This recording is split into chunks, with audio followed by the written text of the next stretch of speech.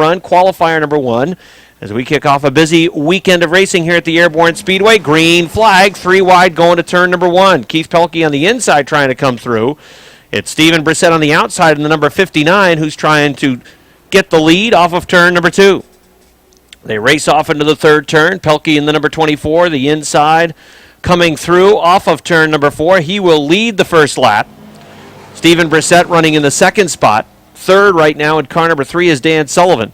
Running in fourth is Nick Haywood in number 29. Fifth is Fred Lagoya. That outside line really boxed up behind Cody Aubin's number 7. And anybody who was on the outside line at the start of the race, they've been going backwards. Brad Bushy in the 05 making contact with the 68 of Jamie Atkins over in turn number 4.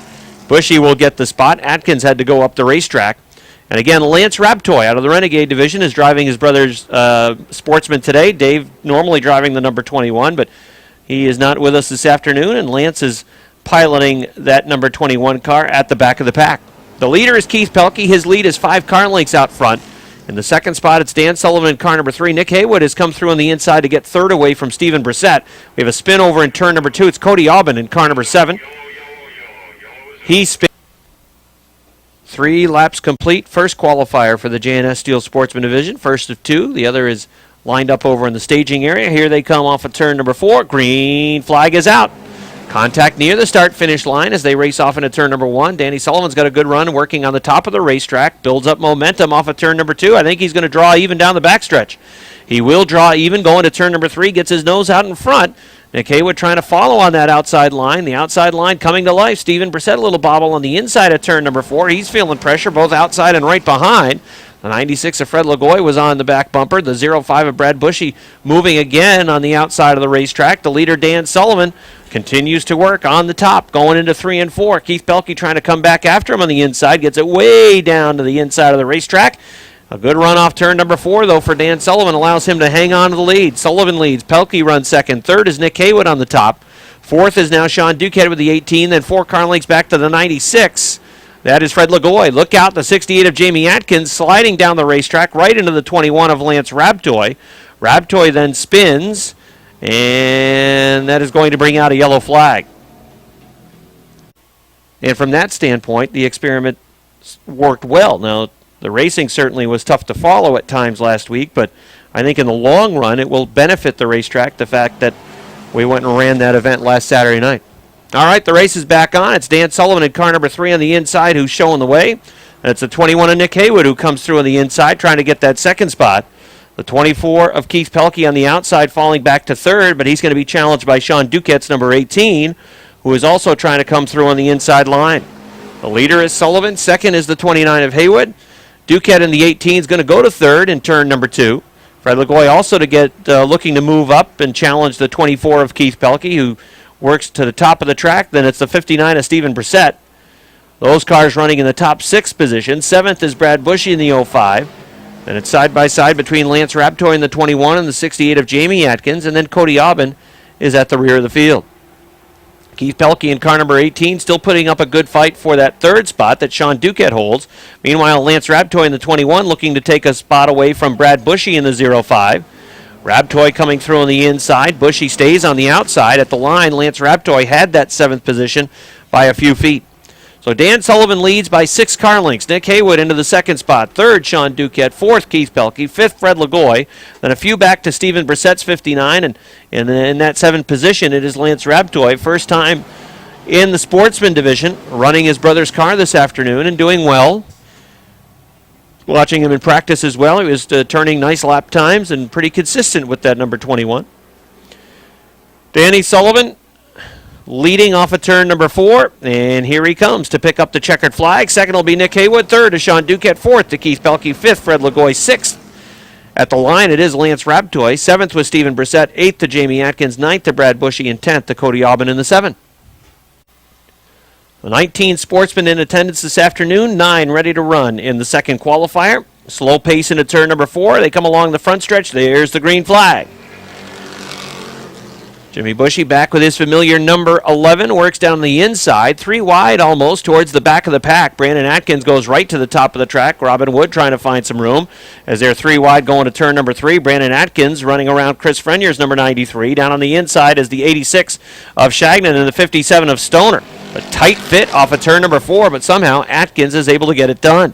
The leader is Casey St. Clair in car number 56. Jimmy Bushy pushes way up to the top of turn number 2. He gets the right side tires off into the sand trap, and Mike Shagnon, the 86, sees an opportunity to move down to the inside, take the spot away. Shagnon, though, is sideways into turn number 4. That'll box things up right behind him. Jamie Begor moving on the inside. He'll get a spot away from Chris Frenier, following Howard Stoner through on the inside. Bushy continues to fight the handle, it seems, with that car number 11. Shagnon's 86 has the second spot, but now Bushy coming back to life on the outside, trying to fight for position. Bucko Branham in car number 20 moves to the top. He'll go around, or try to go around the 19, but it log jams right in front of the 19 and the 20 going to turn number 1. Stoner in the 57. Running in the third spot, Jimmy Bushy's there in car number 11. Bucko Branham in the 20 car is going to make it 3 wide off of turn number 2, going to the third turn. They try to squeeze through 3 wide off the fourth turn down the front stretch as they continue to run 3 wide around the racetrack. Branham in car number 20. Saw a hole between the 57 and the 86. That hole closed up, so he had to get on the binders. Now he'll follow Stoner down the backstretch. Jamie Begor is still there down on the inside. Begor works the inside line. The leader, Casey St. Clair, checking out. He's halfway, but 3 wide along the front stretch. Branham trying to open that door down to the inside, take the position away from Mike Shagnon. Now he'll go after the 57 of Howard Stoner. Jamie Begor is now in line behind the 20 car down on the inside. Robin Wood also following that inside line. He's trying to get to the top 5 and get underneath the 86 of Shagnon. The 56 of St. Clair leads by half the backstretch. Bucko Branham in car number 20 taking second away from Howard Stoner. Jamie Begor in the number 19 trying to get into that same spot, grab the third position away from the Stoner 57. Right behind those cars, they run side by side for the 5th position, and Robin Wood, sideways off of turn number 4, has 5th at the line. Mike Shagnon now running in the 6th spot. 7th is Jimmy Bushy, 8th is Chris Frenier, and 9th is Brandon Atkins at the back with the 4 car.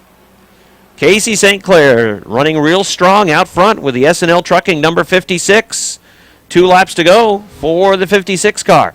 Bucko Branham in the 20, still running in second. Third, it's Jamie Begor. Then it's 3 car lengths to Howard Stoner, who works the inside line. Now a slingshot move attempted by Robin Wood in the 61 as he feigned outside, then moved it back down to the inside of the racetrack. But Stoner continues to work that line, and Robin runs right off the back bumper. The 57 pushes up just a little bit, opening up the inside, but Stoner closes that door off of 4. White flag on the field, 1 lap to go. Branham in car number 20 leads Begor for that second spot by a car length. And there's a good battle going on for the 4th position right behind them. The winner's going to be the 56, Casey St. Clair. Nice job. Bucko Branham 2nd, Jamie Begor 3rd, Howard Stoner hangs on to 4th, Robin Wood 5th, Mike Shagnon 6th, 7th to Jimmy Bushy, 8th to Chris Frenier, and 9th goes to Brandon Atkins in the 4 car. Row number 5 on the inside. First time out for Robin Cummings, who is from Milton, Vermont, in the number 9. Billy Joyles in the 57 from Ausable Forks. And shotgun from Plattsburgh is James Sayward in the number 17. So 11 cars take the green flag, racing off into turn number 2. Mark Caron in the 5 is the leader. The 08 of Andrew Bordeaux. There's another car that we just talked about, Casey St. Clair, and the improvement that they've made with that car through the season. The 08 has been able to do that in the Renegade division. He has improved, it seems, week in and week out. Oh, no, Jason McClatchy spinning. There was contact between the 70 and the H2O off of turn number 4 coming along the front stretch, and that could have been a whole lot worse. The 70 was able to get things going in the right direction. The 22 of Rob Favreau had no place to go, and the 70 doesn't appear to be too happy, and he is heading back towards the area of the racetrack that he was running. Oh, he's not happy with the 3. Mark Caron and Andrew Bordeaux, the 5 and the 08, row number 1, ready to lead them off of turn number 4. Here they come along the front stretch. Green flags back out. Andrew Bordeaux on the outside of row number 1. Rob Gordon from the back is going to make it 3 wide as he tries to get around the top of Bill Joyle. He'll do so. That gets him the 6th position already. Side-by-side racing, almost 3 wide, going to the 3rd turn. Josh Terry backed out of it with the car number 43. The H2O, though, he appears to be on a mission. He's driving angry. He's already into the 4th spot. Now he's going after 3rd, looking around the outside of Rob Favreau's 22 car. Leader Andrew Bordeaux in the 08. The 5, Mark Caron, is 2nd. Rob Favreau's 22 is 3rd, but he's boxed. Looking to make a move on the 5. Now he's got room down to the inside as the 5 drifts up the track. Rob Gordon has his momentum taken away as the 5 drifted up in front of him. And that allows the inside line to come back to life and Rob Favreau to go after that 2nd spot. Mark Caron fighting back for 2nd, side by side for that position. Andrew Bordeaux checking out a little bit. Now a 4-car length advantage for the 08 car. The 86 of Rick Donor with a bobble going to turn number 4. It's Andrew Bordeaux leading. Rob Favreau coming through on the inside to get to 2nd. The 43 of Josh Terry running in the 3rd spot. Then it's Mark Caron's number 5. Rob Gordon has abandoned the outside line. He was snookered behind that 5 car, now diving down to the inside, working the inside line, trying to follow Josh Terry, is the H2O well drilling car. Now Terry goes towards the middle line in turn number 2. That allows the H2O to come through on the inside, but a good run back after Mark Caron on the outside of the racetrack to hang on to the 4th spot. Robert Gordon still trying to plug through on that inside line. I think he'll eventually get him. He does off of turn number 4. And at the line, Robert Gordon is in the 4th spot. Andrew Bordeaux, the leader, had a 3-car length advantage over Rob Favreau, but that's gone. It's now a half-car length in the middle of the backstretch. And the 43 of Josh Terry, he's not content to just run in line behind the 22. He's going to try it on the top of the track as he goes after the 2nd position. White flag is out for Andrew Bordeaux in the 08. Can he hold? Oh, we have contact along the front stretch. The 86 and the 3-car get together. Rick Donor's 86 spinning just past the start-finish line. Dave Drake in the number 3, he's limping back towards the garage area. Green-white checkers, that's what we'll see as they race off of turn number 4. Coming to take the green flag, Andrew Bordeaux, Rob Favreau.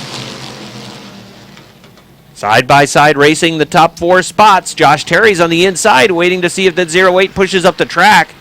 Looking to get to the inside for the lead, but he did not push up the racetrack. The 43 will have to stay in line right behind the 08 car. Now off of turn number 4. The hole is open down to the inside, but it's Favreau on the top of the racetrack who has the lead at the line.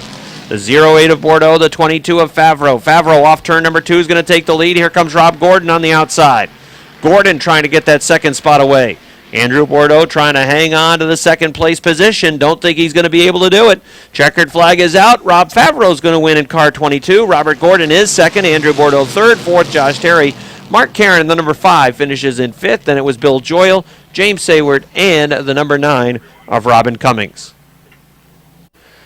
The 7/357, Lonnie Rivers, who won last Saturday night. The 25 is point leader and defending track champion Kevin Boutin, who's on his way to another track championship. The 61, Dan Dubuque. And the 2 for Meadowman, that's the field, and they're really squirrely near the front. Josh Allen had to get on the binders. John Bradley in the 02 falling back through the field. The 69 of Don Franklin shows the way. Lance Raptoy's 11 runs 2nd. Joe Warren in car 13 is 3rd. Then it's Allen in car number 10. Lonnie Rivers is into the top 5. And Kevin Boutin is looking to follow those guys through. Boutin has a 43-point lead over Robert Gordon coming into the weekend. All he has to do is start tomorrow's feature event, and he will still be the Airborne Speedway Renegade champion. He'll be a 2-time champ, 2010, 2011 for that car number 25. Again, all he has to do is take the green flag in tomorrow's feature event. The most a driver could make up in a feature in the Renegade division is 30 points.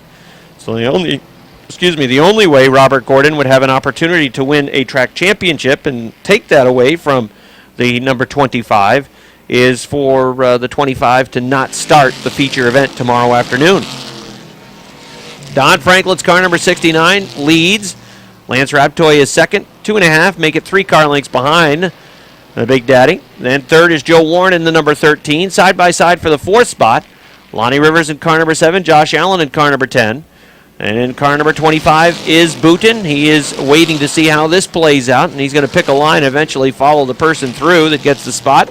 And it looks like it's Lonnie Rivers in the 357/7.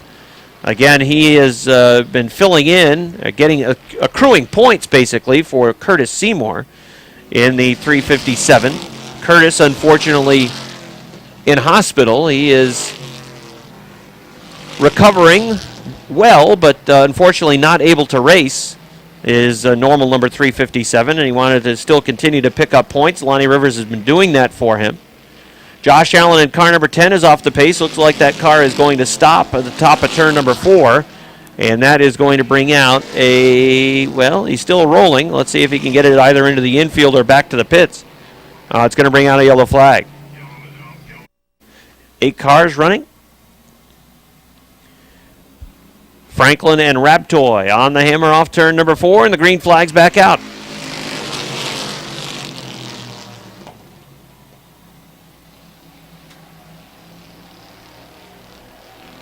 Off turn number 2, down on the backstretch. The 69 shows the way. The 13 of Joe Warren trying to take second away from Lance Raptoy, and he's going to do it. At the stripe, Joe Warren has that second spot. Kevin Booten also in the mix now. He's side by side with Lonnie Rivers. Lance Raptoy in car number 11 not giving up the second spot just yet, trying to come back after it on the outside. Joe Warren's running strong, though, with a Freihofer 13. He's into second. Kevin Booten trying to come through on the inside and grab third. Checkered flag is out. It's Don Franklin. Joe Warren second. Kevin Booten gets third. Lance Raptoy back to fourth. Fifth will be Lonnie Rivers in car 7. Sixth, Dan Dubuque. Seventh to Meadowman. And eighth to John Bradley in the 0-2. So we get ready to go with the Katrina O'Kane and Shorty LaFountain birthday race. Mini modifieds are under green.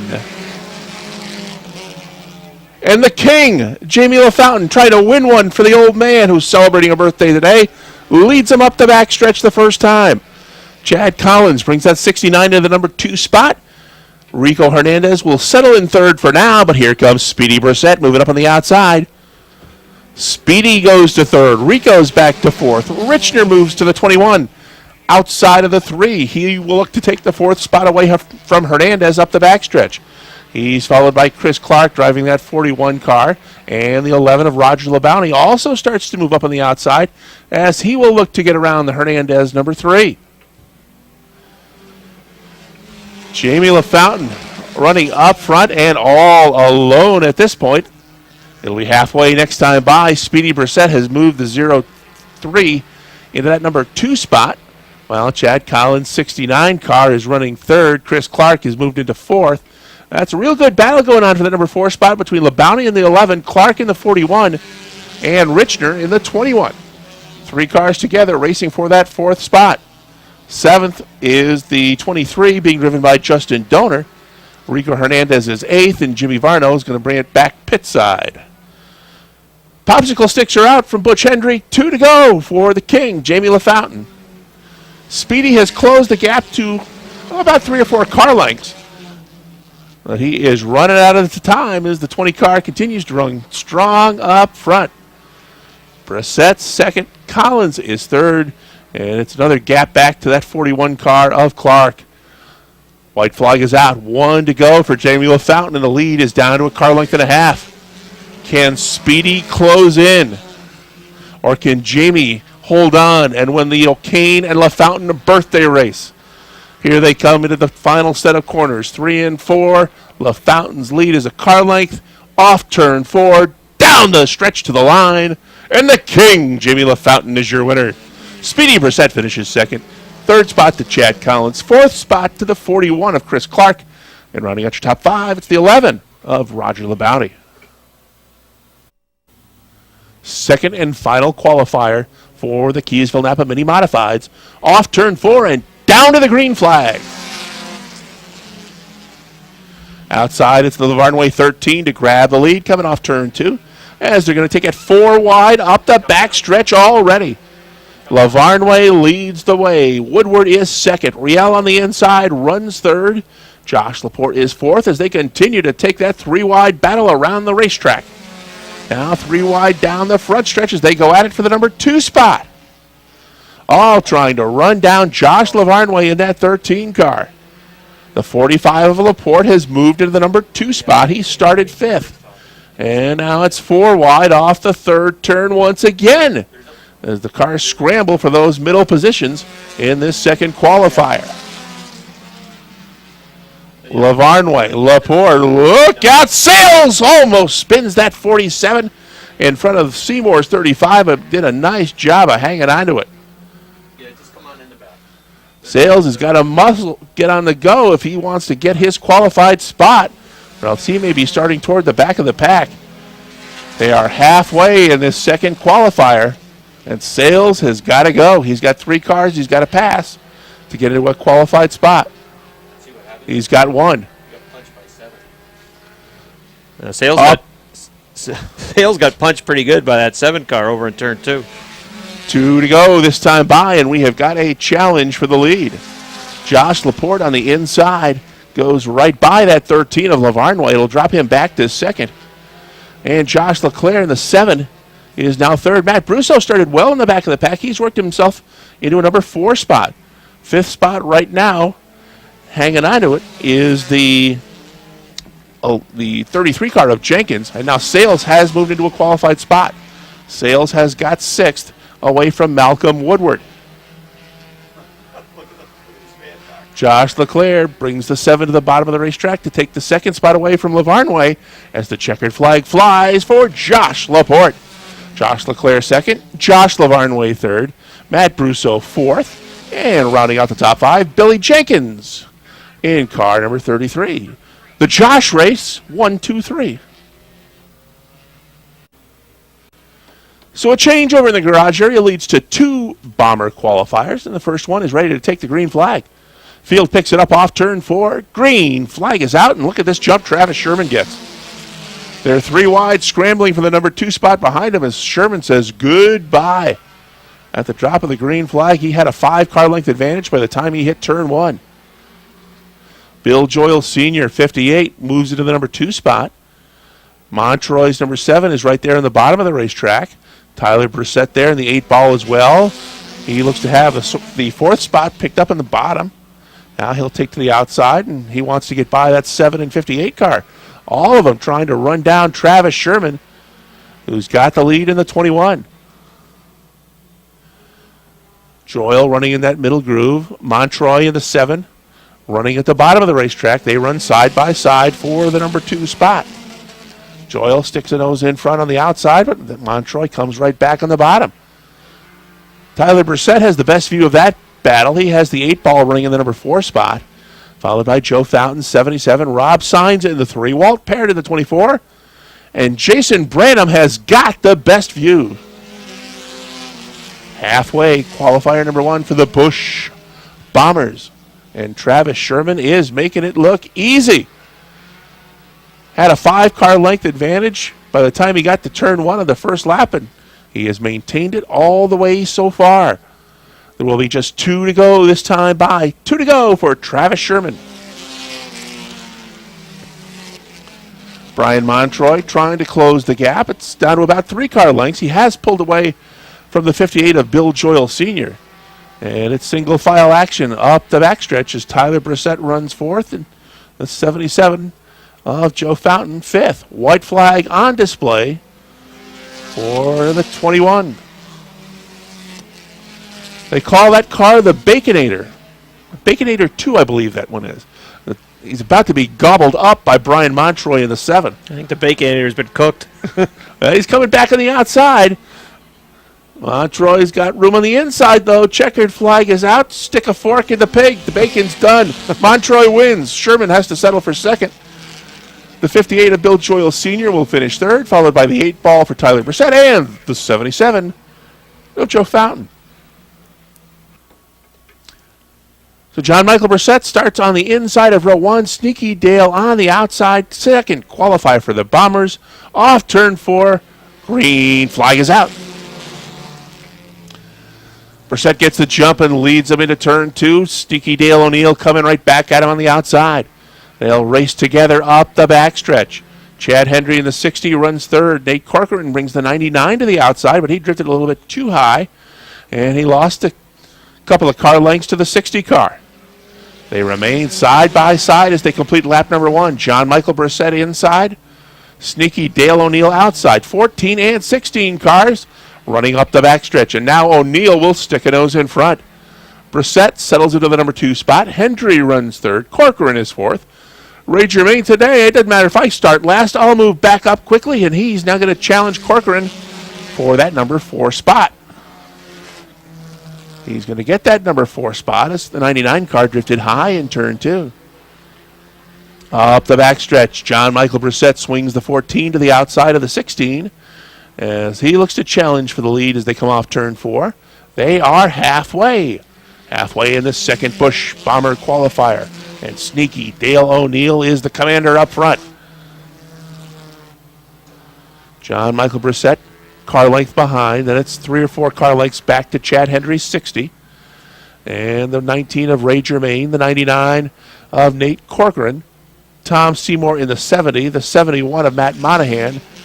And the 14B of David Brissett can see them all. Again, John Michael Brissett going to make a challenge for the lead as they head up the backstretch. White flag will be coming out this time by. It's O'Neill on the bottom of the racetrack in 16, and Brissett outside in 4. Brissett sticks the nose in front at the start-finish line with 1 to go. Can O'Neill come back on the inside? It's a car length advantage now for John Michael on the outside. He'll swing it to the bottom of the racetrack now as he hits turn 3. Checkered flag coming out this time by the guy that's going to be your 2011 track champion, wins the qualifier, John Michael Brissett in the 14. Second spot to sneaky Dale O'Neill. Third spot, the 60 of Chad Hendry, followed by the 19 of Ray Germain and the 70 of Tom Seymour. So the final event of the 2011 season for the Keysville Napa Modifieds to determine our track champion. Will it be Speedy Brissett in the 03 or will it be Eric Sales in the 47? The field picks it up as they come off turn 4, and the green flag is out. 25 laps, the scheduled distance. And Josh Lavarnway from that inside starting spot leads them up the backstretch. Chris Clark driving the 41 this afternoon in the number 2 spot. Scott Richner on the outside runs third, but here comes Roger LeBounty in the 11 on the bottom of the racetrack. He would like to take that third spot away.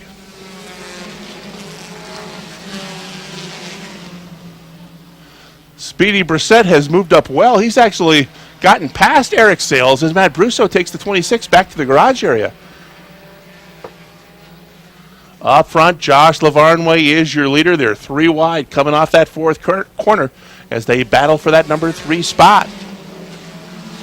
Wasn't all that long ago that Josh Lavarnway had a hard excursion into the front stretch wall and had to be cut out of that number 13. He certainly would like to close out his season with a victory here at the Big A this afternoon as they scramble to get around the slower number 84 car of Cody Montroy. Lavarnway leads the way in the 13. Everybody's been able to get by the 84 so far. As here comes the 45 of Josh Laporte. Josh has been one of our top runners all season long. He moves through on the bottom of the racetrack. He started 7th. He's now got the 2nd spot on lap number 4. And it looks like he's going to bring Josh Leclerc in the 7 right with him as Leclerc looks to the inside of Chris Clark. Leclerc doesn't want 3rd. He wants 2nd. He's going to the inside of that 45 car right now. Josh Leclerc has 2 wins in the season. He'd like his 3rd this afternoon. Leclerc moves into 2nd. Outside, Laporte runs 3rd. Inside, Clark comes back. He'll stick a nose in front for 3rd. Laporte 4th. 5th is Speedy Brissett. 6th is the 11 of Roger LeBounty. Then it's Eric Sales in the 47 car running in 7th. And Rob, certainly early on, it looks as though that 47 car does not have the usual speed that we've seen it have all season long. Well, he really needs to press the issue too, Rick. If that car had something, you would think Eric would be really after it, trying to get it to the front. So you wonder if perhaps something isn't wrong. Remember, there was some contact in the qualifier that perhaps has put that car off a little bit. Matt Brusso brings the 26 back into the field on the backstretch as we've got a new leader up front.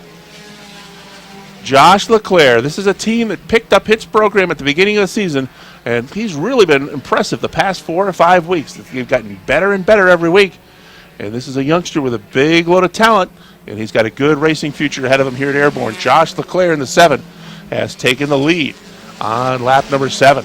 They complete lap 8 this time by 25 laps the distance once again. It's Josh Leclerc in the 7 leading the way with Josh Laporte's 45 second and Josh Lavarnway third. There they go again. 1, 2, 3. The Josh Show is back at the Big A. Chris Clark, the 41 car, runs in the number 4 spot. Speedy Brissett is 5th. We'll give you the full field rundown. Roger Labounty 6th. Eric Sales is 7th. Chad Collins running in the 8th spot in the 69. And it's Scott Richner in the 9th spot in the 21, followed by Justin Donor in 10th. Eric Riel is 11th in the 02. Billy Jenkins battles alongside Jamie LaFountain for the 12th and 13th spots. Malcolm Woodward is 14th. Jim Varno is 15th. Rico Hernandez is 16th. Jeff McCormick 17th. 18th is the 26 of Matt Brusso. And the 84 of Cody Montroy is 19th, and he's not going to get any higher than that as he's been asked to go back to the garage area. Or at least put it in the infield. So the top 2 cars creating a bit of a gap between the third place car, but the caution flag is going to come out and it's going to push the field back together as we've got the car off the track in the top of turn 4. 11 down, 14 to go as we're ready for a restart. Leclerc inside, Laporte outside, down to the green flag. And it will be Josh Leclerc leading them up the backstretch as they charge up for the number 4 spot, 3 wide. Look at the 69 of Chad Collins move up on the outside. Collins in the 69, Sales in the 47, trying to find a way by those cars in front of him. That's the 11 of Labounty and the 03 of Speedy. Speedy shifts to the outside, just a little bit high. That opens up the door for Labounty. And that may cost Speedy a spot or two because Eric Sales gets by on the inside now, and it looks like he's going to bring Chad Collins with him.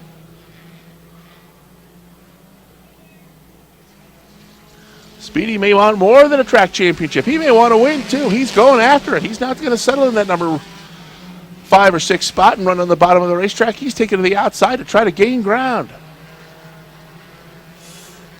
Those top 2 cars have pulled away once again. The 7 of Josh Leclerc, the 45 of Josh Laporte. The question is, can Josh Lavarnway hang on and complete the Josh trifecta? Chris Clark in the 41. He's been hanging around the top 5 all day long. He is 4th, but not for long. He's going to try to hang on, but Sales is right there on the bottom. There is room for Eric Sales to come through, and Eric Sales at the line will have that number 4 spot. Clark on the outside is 5th. Speedy Brissett is 6th. He's now switched back to the bottom of the racetrack. The 11 of Labounty is off the pace and headed back to the garage area. As long as Speedy can keep Eric Sales in his sights, he's going to be the 2011 Mini Modified champion here at the Big A. And it doesn't look like any of them have got anything close to being competitive for Josh Leclerc in the 7. And Josh Laporte, who's just barely hanging on in the number 2 spot. Those 2 cars are well in front.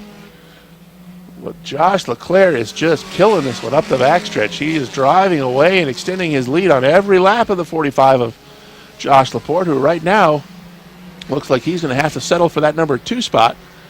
As now the 47 of Sales has taken 3rd spot away from Josh Lavarnway. We've lost the trifecta. Speedy Brissett moves up to the inside, and he's going to follow through and take the 4th spot. Josh Lavarnway back to 5th. Chris Clark is 6th. 7th is Chad Collins. Justin Donor is 8th. Eric Riel is 9th. 10th is Jamie LaFountain. The 26 car is a lap down.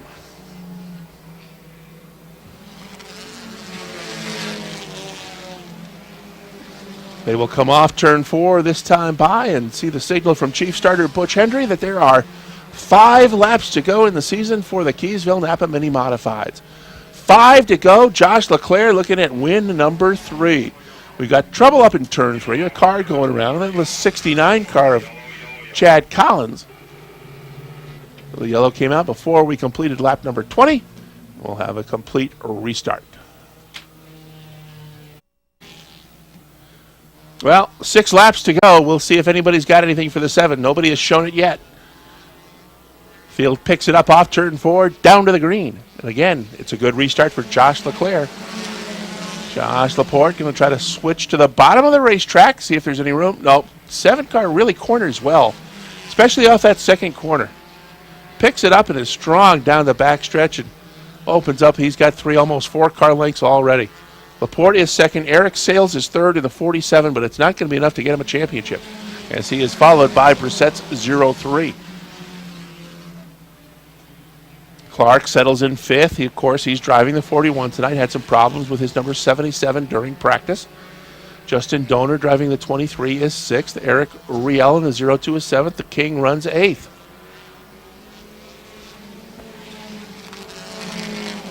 It has certainly been a fantastic season for the Keysville Napa Mini Modifieds here at the Big A. They have been putting on outstanding shows all season long. We've had some new winners, some first-time winners.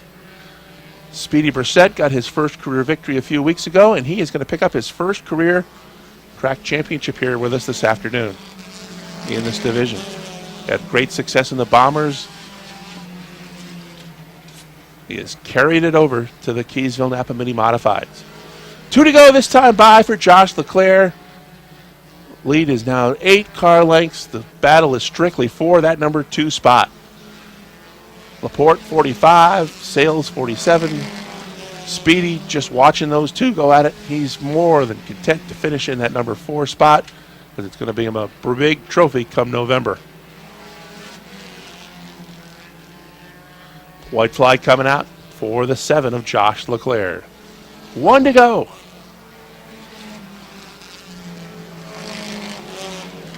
Right now, the biggest battle for position is for that number 5 spot. Currently being held down by the 41 of Chris Clark. Justin Donor would like to get it, and he's going to have a couple of corners to negotiate it. Checkered flag in the air. It's win number 3 for Plattsburgh's Josh Leclerc. Second spot will go to Josh Laporte. Eric Sales finishes 3rd. Speedy gets 4th. 5th to Chris Clark in your 2011 Airborne Speedway. King of the Mini Modifieds is Peru, New York, Speedy Brissett. And we will throw a trackside for Rob Knoll standing by with Josh Leclerc. Rob, take it away.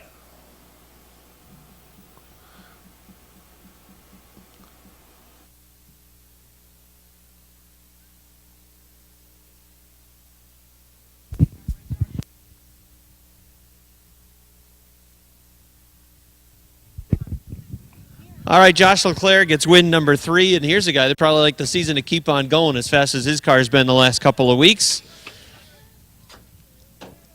Josh climbs out. Give him a nice round of applause, everybody, as Josh wins again. His 3rd win.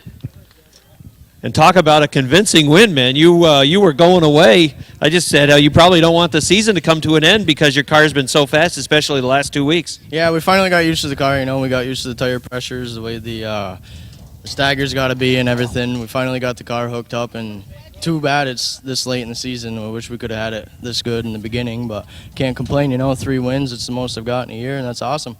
As you evaluate the end of this season, looking forward to next year already, is it another mini modified season for you coming up next year? Right now we haven't decided. We're in between a mini mod and a Renegade, but either way it'll still be fun. Well, you've had a fine season. Great way to finish it off with 2 back-to-back wins, 3 on the season. Nice job. Thank you very much. I'd like to thank my sponsors, Ernie's Discount Tools, Mountain Valley Integrated Solutions, Coyote Fireworks, and Lorman's. Thank you. All right, Josh Leclerc, 3 victories on the season. Nice job by Josh Leclerc as he wins for the 3rd time this year. Speedy Brissett, track champion, though, for the Keysville Napa Auto Parts Mini Modifieds. It'll be his first track championship, and as Rick mentioned, nice job by Josh Laporte to finish in the 2nd spot. And Eric Sales finishes in 3rd. Eric ends up leading the division in wins on the season. He ended up with 5 victories in the year.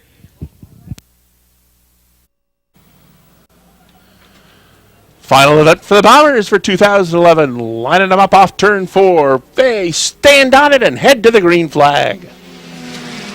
Bill Joyle Sr. in the 58 leads him into turn 1. Here comes Tyler Brissett looking for room on the inside in the 8. Right there outside, Brian Montroy in the 7. They're going to run just like they started up the backstretch, side by side now into turn 3. Joyle leads the way. Brissett trying to come through on the bottom and take that third spot away now. 3 wide action down the front stretch. Sneaky Dale in the number 4 spot in the 16. Ray Germain tries to move up outside. Good group of cars headed into turn 3, battling for that number 1 spot. I was not going to say gaggle. Rob's favorite word is gaggle. I was not going to use it. Joyle leads the way outside. Montroy, he's now on the bottom of the racetrack, trying to find a way by in the 7 car. As Brissett outside in the 8 ball. Sneaky Dale inside, trying to move up. They battle for the number 3 spot. Ray Germain outside. JMB in the 14. They run together for the number 5 spot. Travis Sherman is looking for a partner to dance with. He's running in a row by himself. And he is running in 7th. Brian Montroy in the 7, looking for his first career victory here in the Busch Bombers. He's now got the lead. He drops Joyle back to the number 2 spot in the 58 car. Sneaky Dale outside, takes 3rd spot. Tyler Brissett does a nice job to hang on to the 8 ball as he got a little bit sideways coming off the corner. Ray Germain outside is 5th. John Michael Brissett, that's JMB.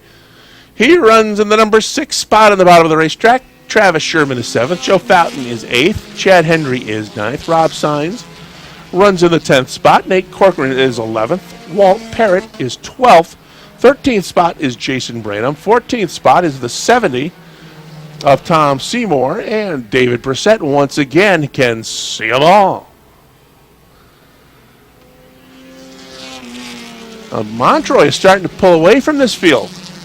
This is the strongest run we've seen from the 7 car all season long, as he is building up a commanding lead as they head up the backstretch.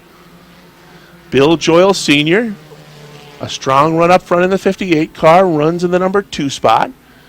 He is followed by Sneaky Dale O'Neill, a guy that has really improved as the season has gone on. He's been a threat to win each and every week, and he's sort of snuck up on everybody. He has finished 3rd the last 3 weeks. And had he started the year, he didn't start right at the beginning of the season. He's 8th in the point standings. He certainly would be in the top 5 had his car been ready week number 1. Now, he's from Moores. Is he another one of your former Northeastern students? He is a former student. If I ever had to interview him in Victory Lane, it was tough to get him to say anything in class. It might be a difficult interview in Victory Lane. I wouldn't want to talk to you either. Right now, he wants to get by Bill Joyle to see if he can try and run down Brian Montroy.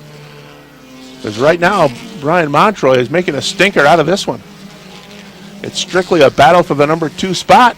And that's another number 7 car up front. Maybe the 7s will do good tomorrow as well. Sneaky Dale on the inside. Looks like they may have been exchanging a little paint with the 58 car. There's no doubt. The 58, look at that. I mean, almost pushing him down into the infield. That's the last race of the season. The gloves are off. Gloves are off? He's all over the place. I mean, what more? What's he want the 16 to do? Get out of the way? He's all over. Now, the 58 is being told in the race scan to pick a line. Well, the line he had the previous lap was to try to push the 16 down to the infield on the backstretch. We need the piggy flag. Dale, Sneaky Dale's, he's got plenty of time to try and move up and get that 2nd spot back. Maybe at least he'll get 3rd and they can talk about it in Victory Lane. That would be a good interview. We'll film that one. Right now it's Tyler Brissett who has that number 3 spot as the Busch Bombers are halfway.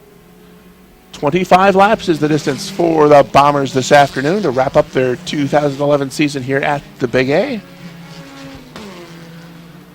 Still 2 more events to come. The endurance race on the 18th of September. And the American Canadian Tour will be here for the Fall Foliage 200 on October the 8th. That's a Saturday afternoon. I don't think I'm going to make that one, Rick. Where are you going to be? We bought Bruins tickets. I know you'll definitely will not make that then. So Brian Montroy with just about a full backstretch advantage in the number 7 car. We've seen a lot of feature events from these Busch Bombers, and this has been one that has been the most dominant performance we've seen this year. Nobody has won by this big a margin. He may not yet as the yellow flag comes out. The 70 car of Tom Seymour went for a spin. up at the top of turn number 3.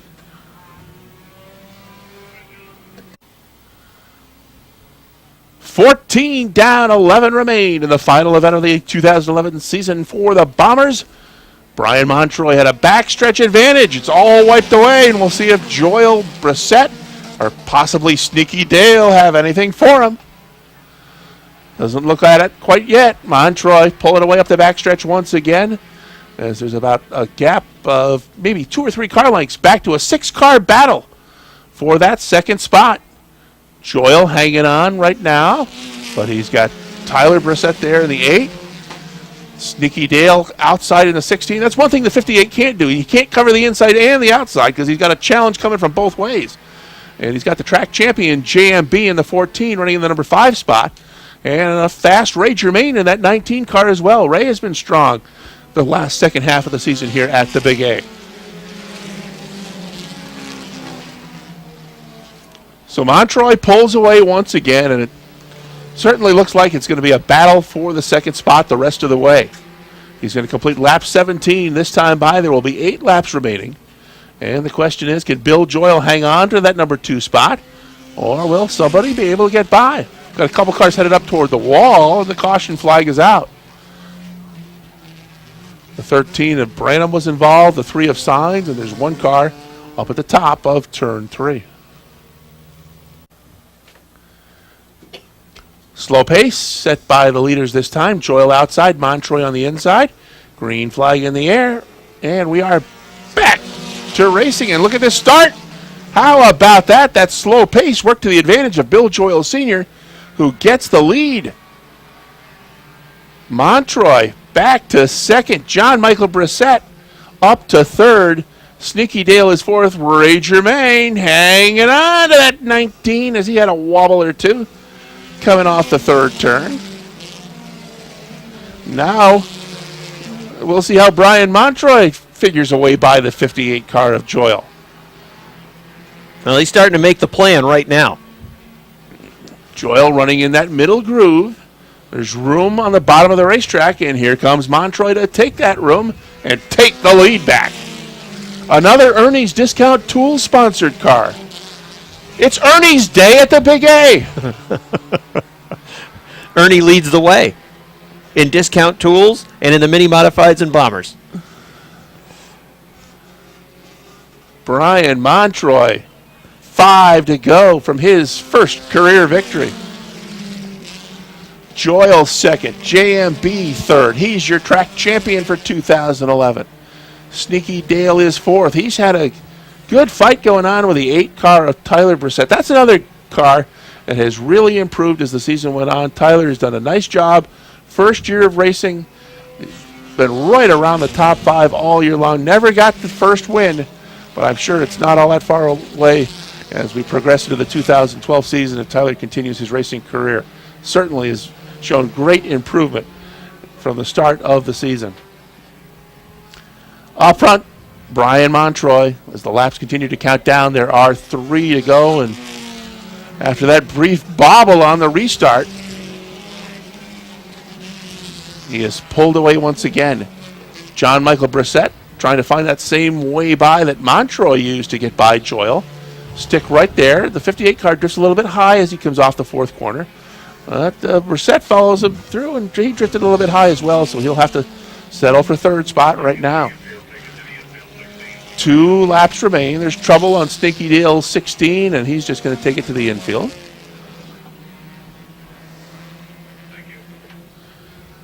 White flag coming out for Beekmantown, New York's Brian Montroy. Half mile away from his first career win. Bill Joyle is second. Tyler Brissett has moved the 8 car through on the inside of John Michael Brissett. Looks like Tyler will take 3rd.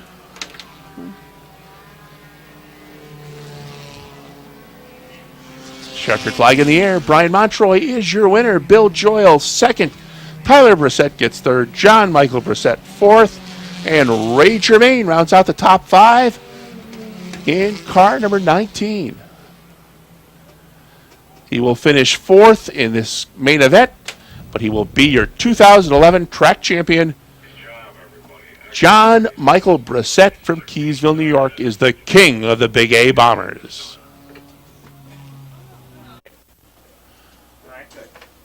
All right, Rob has made his way down to victory lane, awaiting the driver of the car, number 7, Brian Montroy, to hop out. Let's go downstairs. Rob, take it away. All right, Rick. Brian's climbing out of his car. He gets his first career victory in the Bush Bomber division. All right, Brian, congratulations. Tell me about the last restart. It seemed as though maybe you were just either a little delayed in getting on the gas. What happened on the last restart? Not really sure. I just went. Well, the car was a little slow and you fell back to second, but then once you got on it again, you were able to chase down the leader and get back to the lead. Not really sure. He got me, but I got him back. Well, it's always good to get a first career victory, and this is it for you. Congratulations. Thanks. All right, so Brian Montroy gets his first career win in the Bush Bomber. Ready to go. Sportsman Crate Engine Qualifier. Joe Williams on the inside. Thunder Anderson on the outside. Off turn 4, down to the green flag. Williams gets a good jump on the inside. He's going to lead the pack into turn 2 and up the backstretch. Anderson trying to come back out on the outside. He will try to move into the number 2 spot. Right there in the bottom of the racetrack is Travis Bruno in the 0.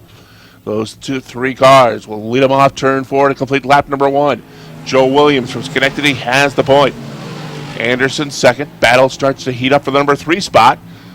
As now Travis Bruno in the bottom of the racetrack brings that 0 through. He'll look to take that second spot away from Anderson. Mueller right there in the 19 as well. He currently runs 4th, but he now looks to the inside of Anderson. Ronnie Proctor in the 27 has taken the 5th spot as we've got Fred Proctor spinning in the infield to bring out our first caution of the afternoon. Ready for a restart. Williams on the inside and Bruno on the outside. They start to pick it up as they come off turn 4. We are back to green. Good start on the outside for Travis Bruno in the 0. Bruno's flying up on the outside, and he is going to take the lead. Bruno driving the Craig Ormsby car has the point. Williams is back to second. Travis, a regular competitor in our sportsman division in car number 33, is running strong up front in the Ormsby Modified. He is pulling away from this field. Williams is back to second. Here comes Ron Proctor on the inside. He wants to take the 3rd spot away, and he will take 3rd.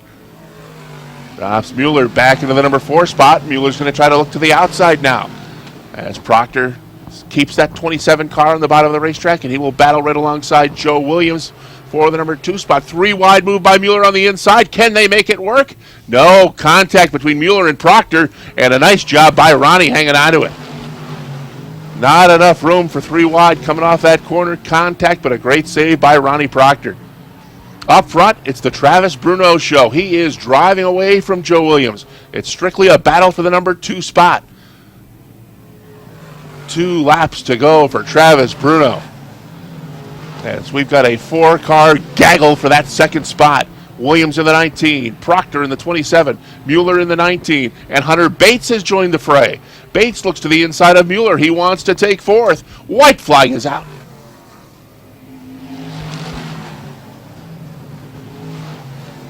Up the backstretch, the final time. The Ormsby Realty number 0 of Travis Bruno winning it, and winning it easy. Off turn 4, checkered flag is out. Travis Bruno wins it. 2nd spot goes to the 19 of Joe Williams. Ronnie Proctor gets 3rd. 4th spot will go to the 9 of Hunter Bates.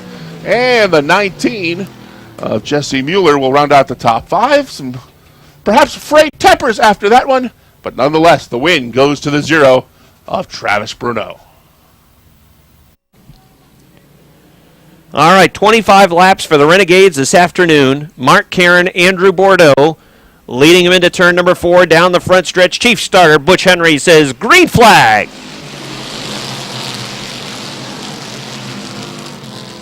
Karen's on the inside. Bordeaux is on the outside. There he goes to the lead. Joe Warren in the 13 looking for his first win of the year. He is the fifth-place point man, the only guy in the top 5 in points that has not picked up a victory, and Warren's in a great spot to try to do that this afternoon. 3 wide along the front stretch.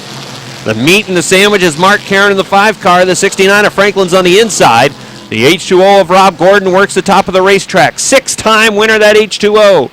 Kevin Booten in the 25, the 2011 Airborne Speedway Renegade Track Champion. He's taken the green flag, and he has won the track title.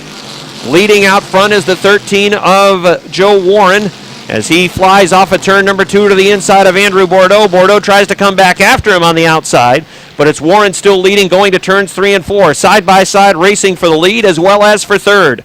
2 Milton drivers, the 69 of Franklin and the H2O of Robert Gordon, working to the front. So is Lance Raptoy in car number 11. Last week's winner, Lonnie Rivers, in car 357, also moving towards the front of the field. Joe Warren's lead is 3 car lengths. He's cleared the Bordeaux 08. Don Franklin in the 69 will move to that same line that Warren used to get to the top spot. He'll go to second. Bordeaux sliding backwards now to third.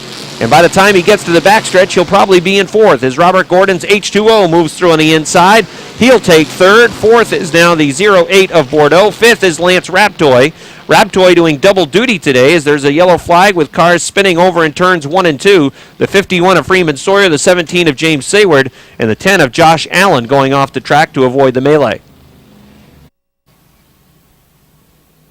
4 laps complete, 21 laps remain for the Versatile Trailer Sales Renegades. Here they come through turn number 4. Green flag. They were leaning on each other coming along the front stretch. Warren on the inside, Franklin on the outside. Again, right next to each other off of turn number 2. You can see the top kick in for Don Franklin. He gets the nose out in front going to 3. Now Warren comes back after him on the inside. Seesaw racing for the lead. The 13 of Joe Warren, the 69 of Don Franklin. Franklin gets a good run on the top. He's got the lead at the line. Don Franklin in car number 69 had the lead. Joe Warren trying to come back on the inside. Pushes up the track in turn number 2. Franklin tries to get away. The 13 of Warren still there, though, on the inside. Franklin can't clear him just yet. Right behind them, it's the H2O of Robert Gordon, waiting to see how the battle for the lead unfolds. He's going to the top of the racetrack. Car off in turn number 4. That is the 9 of Robin Cummings. All right, ready to run again. Roles are reversed. Let's see how it plays out. Franklin's on the inside. Warren's on the outside. Green flag. Good restart for Joe Warren, hanging right with him, and now going to the top off of turn number 2. Let's see if Big Daddy can make it work down on the inside. Warren was not able to do it on the previous restart, and he's doing a pretty good job on the inside line. Don Franklin's got that Subway Amerigas 69 running strong on the inside, and he at the stripe is just about dead even. Might have been the 13 by inches. The yellow flag is out. It's the 9 spinning over in turn number 4. Franklin in the 69, the 13 of Joe Warren. Here they come off of turn number 4. Green flag. Franklin drove wide that time off 4. Joe Warren want to go right to the top of the wall along the front stretch. Into 1 and 2. Warren to the top of turn 2, down the backstretch, starts to move away going to turn number 3. But again, Franklin right with him on the inside, trying to draw back even into turn number 4. They'll race down the front stretch again, going right up to the wall. And at the line, it is Joe Warren leading. The Freihofer 13 of Joe Warren leading the pack. The 69 of Franklin running right behind him, now falling back a little bit. Warren can complete the pass and run whatever line he'd like. Third is the H2O of Robert Gordon. The 08 of Andrew Bordeaux runs in the 4th spot. Lonnie Rivers and Lance Raptoy have been side by side for much of the race, and now it's Rivers who's got an inside line. He's going to try to get to the inside of the 08, take a position away. Lance Raptoy just in front of the 22 was able to get to the inside, and he's going after the 5th spot. Oh, look out, the 08. He gets a big part of the bunker. He's going to go from 5th place all the way back to just about dead last, back to about 18th now. The 2 of Metal Man is off the pace as the field comes flying towards turn number 1. He goes to the top of the wall, and he'll limp back to the garage area. Joe Warren leads by a car length. Don Franklin running about that car length off of his back bumper. Then it's 2 car lengths back to the H2O of Robert Gordon. Running in 4th, it is the 357 of Lonnie Rivers. Then it is car number 11, Lance Raptoy in 5th. Rob Favreau, who has been a strong runner all season long with that number 22, is in the 6th spot. Renegade track champion Kevin Booten in car number 25 runs in the 7th position. Booten has 3 wins this season on his way to another track title. We mentioned Gordon with the H2O, a 6-time winner. Lance Rabtoy, who is running 5th at car number 11, he has 1 win. Josh Terry in the number 43, he has a victory this season. Rob Favreau's 22 has won once. Rick Donor's number 86 has a victory. The number 70 of Jason McClatchy picked up a win. And Lonnie Rivers joined the winners group last week with his car number 357. Joe Warren in the 13. Still a car length, and he's not getting any separation from Don Franklin's number 69. They'll be dealing with the slower car, the number 9 of Cummings. He'll stay down on the inside line as the field tries to work around him. Now he runs a middle line off of turn number 2. Lonnie Rivers said, you want to go there, I'll go inside. Lance Raptoy is going to follow him as now Cummings needs to stay near the top of the racetrack with the faster cars coming through on the inside. Actually, Kevin Booten's going to get a spot. Booten was able to parlay that into a position, getting a spot away from Rob Favreau, who may lose another because Josh Terry's after him in car number 43. 14 laps complete. Lap number 15 about to go up on the board. 10 laps remain for Joe Warren. We'll set the field with 10 to go. Warren leads. Don Franklin is second. Third is Robert Gordon. Fourth is Lonnie Rivers. Fifth is Lance Raptoy. Sixth is Kevin Booten. Seventh is Rob Favreau. Eighth is Josh Terry. Ninth is Jason McClatchy. 10th is Rick Donor in car number 86. 11th is Mark Karen in the 5. 12th is Josh Allen. 13th in car 3 is Dave Drake. 14th in the 08 is Andrew Bordeaux. 15th is Billy Joyle in car 57. 16th is James Sayward in the 17. 17th is the 51 of Freeman Sawyer. And then it's the 02 of John Bradley and the 9 of Cummings. Don Franklin trying to get on that back bumper of car number 13 of Joe Warren, but he has not been able to get to him. Warren has not made a mistake with that number 13 car.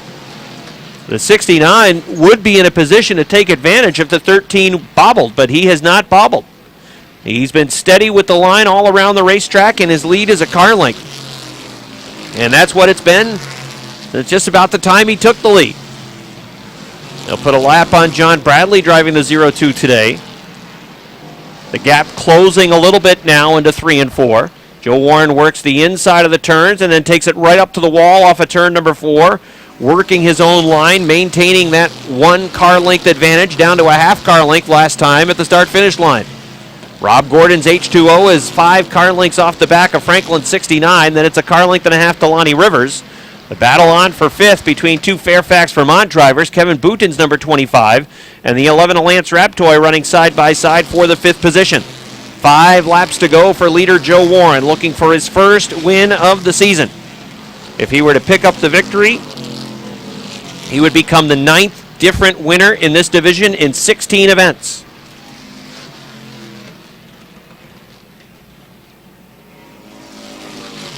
Warren's lead was 2 car lengths that time at the start-finish line.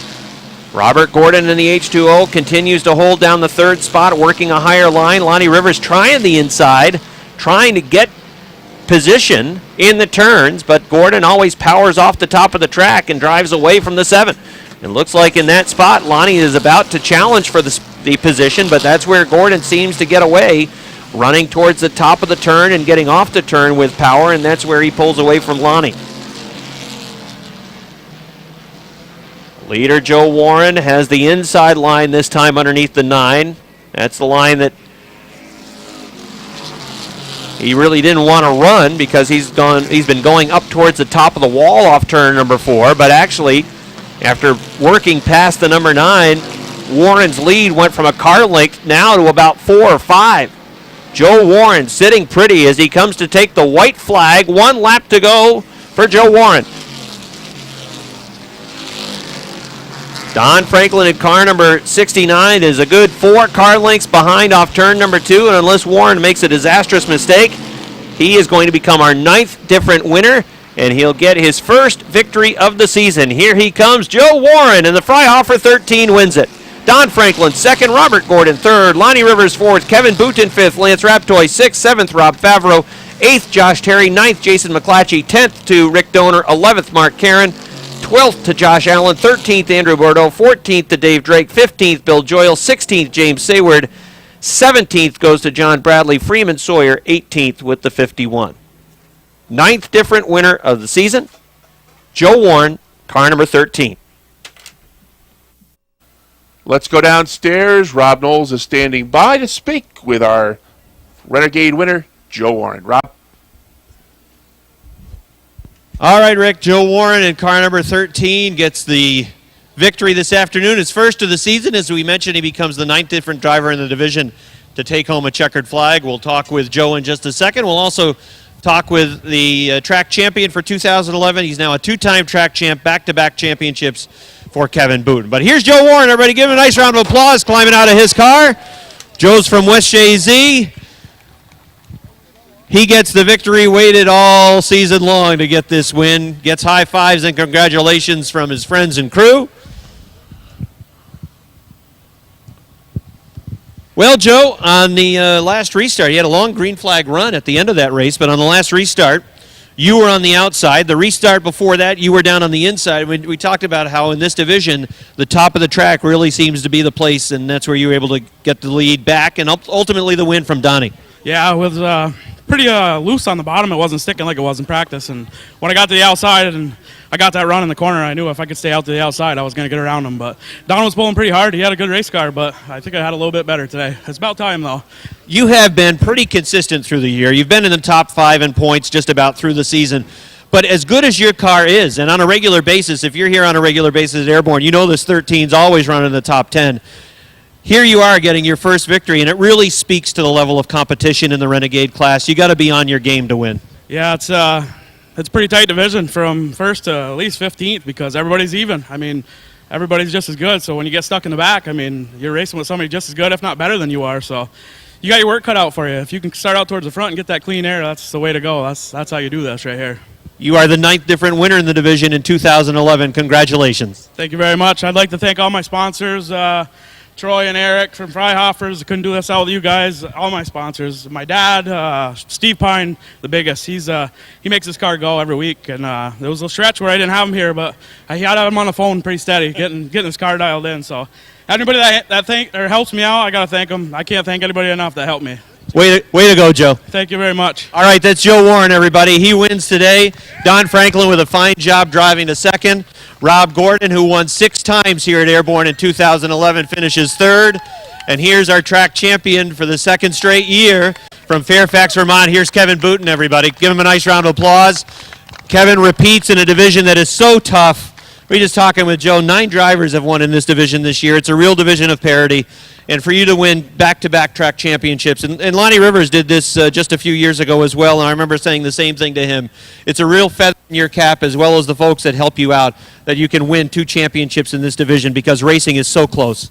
Yeah, this is a great division. There's a lot of respect in this division. I got to thank all the guys that I raced with for a great season. Our goal this year was to have fun and collect some trophies, and with that came the points. We're ecstatic. I can't thank the crew enough, the sponsors, Quality Cuts, Custom Sawing, Yipes, Auto Accessories, Champlain Transmission, everybody that helped out, Direct Auto Body, my wife for putting up with me like I always say. She's real tough. She hangs in there for me so I can win these championships. So. And had a child in mid-season. Yeah, we added one more thing to do, so.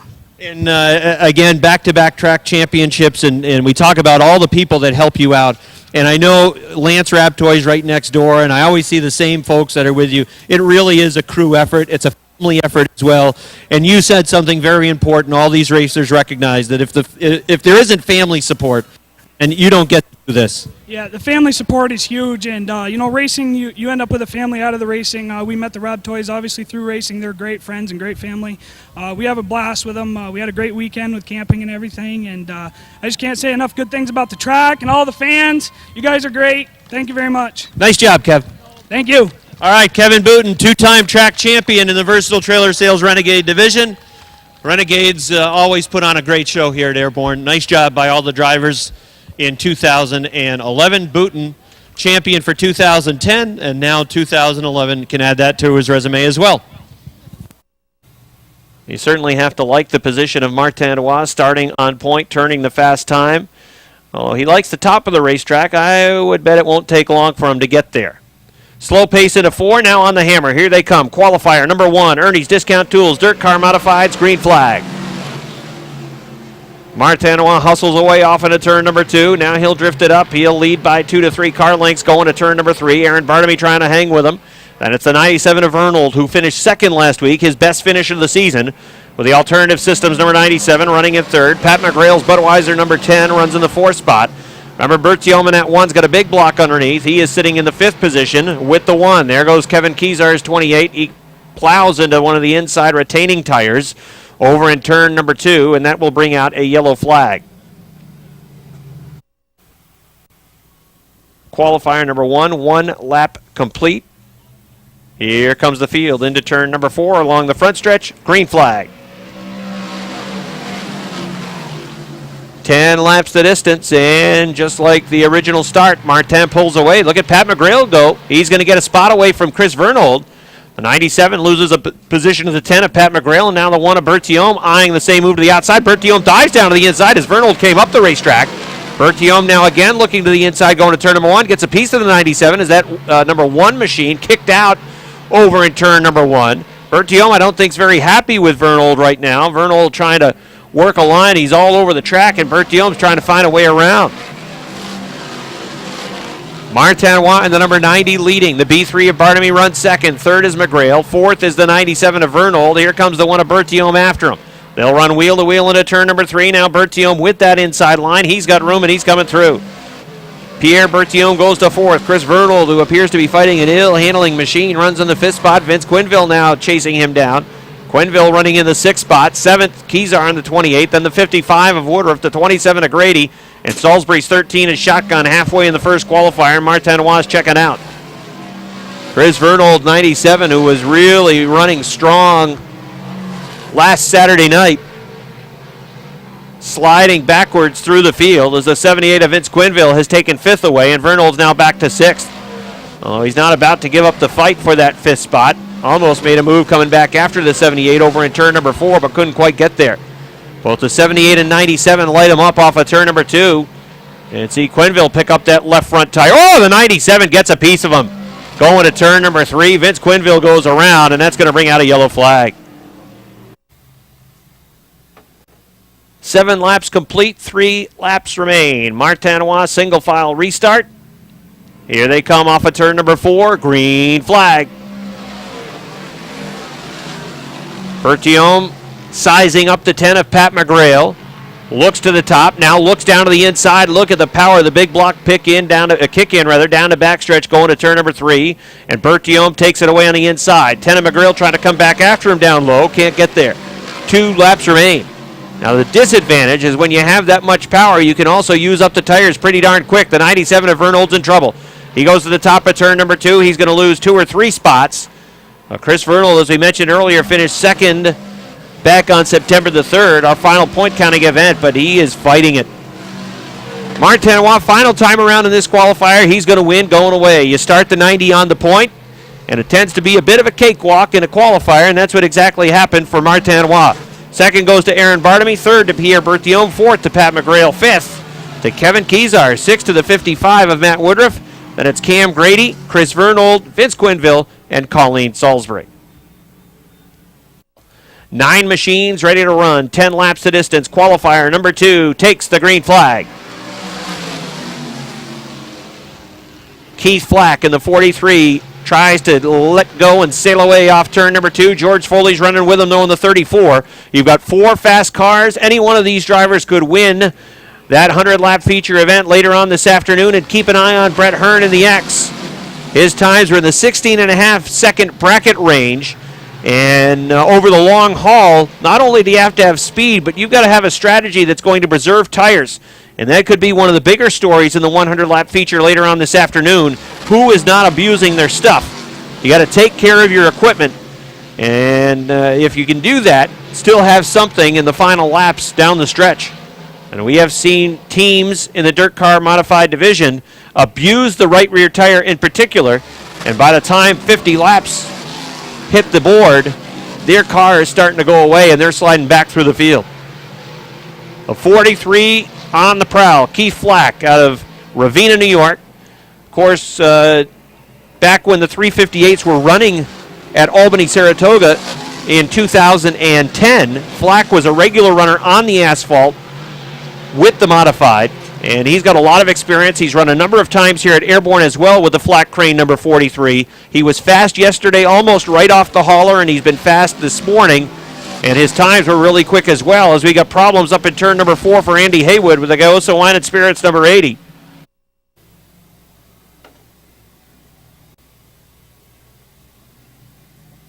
Keith Flack in the 43 to set the pace. Slow pace into 4. Now he's on it. Here they come along the front stretch. Green flag is out. George Foley, a car length off the back, going off into turns 1 and 2. Flack sails away off the second turn. Foley back to 2 car lengths. It's 2 car lengths back to Pac Dupree, who's feeling some heat from Todd Stone. Stone had a peek down to the inside, but could not close the deal, and Dupree will hang on to third with Stone 2 car lengths behind in the 4th spot. Leon Gagne running in position number 5. Hearn in the X car running in the 6th position. That car for Adam Bartamy last week in the 50-lapper, I believe, passed the greatest number of cars in the 50-lap feature event. So it's a decent car, but it's one that he's going to have to hope stays consistent throughout the 100-lap feature event race, because I think there's some faster cars in front, but again, you have to worry about tire wear, and those fast cars sometimes abuse the tires, use them up, and the fast cars become slower cars as we hit about lap 50 and 75 forward. Keith Flack's been flying. As we talked about yesterday, as soon as they took this car out of the hauler, it was fast. It's been fast all day as well this afternoon with that number 43.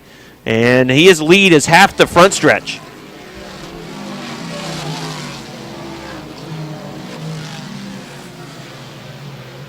Keith Flack flying away from George Foley, and he just turned a 16.057. That's the fastest lap of the day in the modified division, and he's going to win this second qualifier. George Foley second, Pat Dupree third, Todd Stone fourth, Leon Gagne fifth, Brett Hearn sixth, seventh goes to Chris Gaye, and eighth to Mike Riel with the 0-2.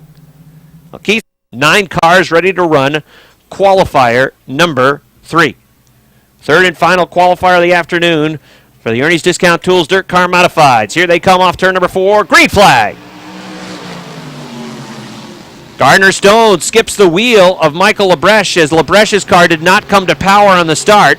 Labreche will limp back to the garage area. Stone's X1 slow in turn number 2, and that's going to bring out a yellow flag. The 99 did not come to life. Gardner Stone right behind him on the start had no place to go. His right front skipped the left rear, and it brings out a yellow. So we'll try again. 10 laps, the distance. Qualifier number 3, Parati's in the 35, Hebert in the 25. Here they come down the front stretch. Green flag.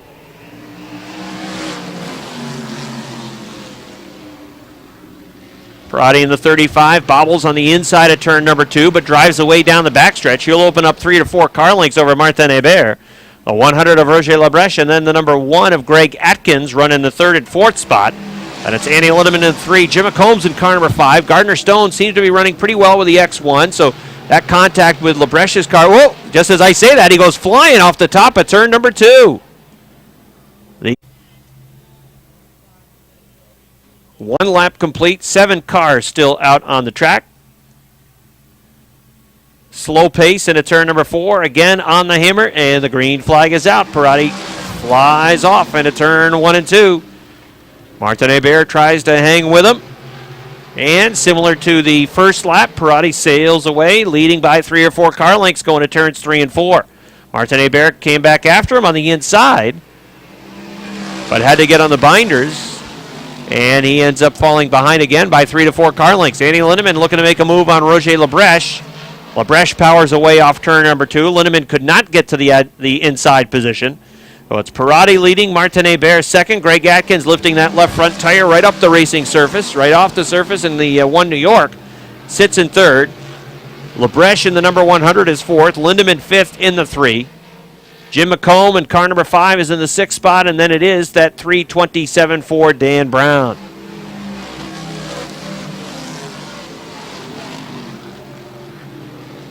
Mike Parati's advantage is some 10 car lengths, and it's growing down the backstretch into 3 and 4. You can see the power of that big block kick in on the front and backstretch. That's where he pulls away. Hebert seems to cut into it a little bit in the turns, but can't hang with him along the front and backstretch. Lap number 5 up on the board. Lap number 6 about to go on the board as the field is all strung out. There's 2 to 3 car lengths separating everybody on the track. At least 2 to 3 car lengths around the racetrack separating every car. So it is Parati, Martin-Hébert, the 1 of Atkins, the 100 of Labreche 4th, Lindemann 5th with a 3, McComb still 6th, and Dan Brown in the 7th spot.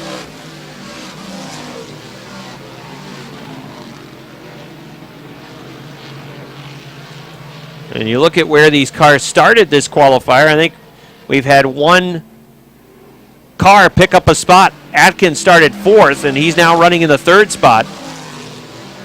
That's one of the few position changes that we've had since the drop of the green flag.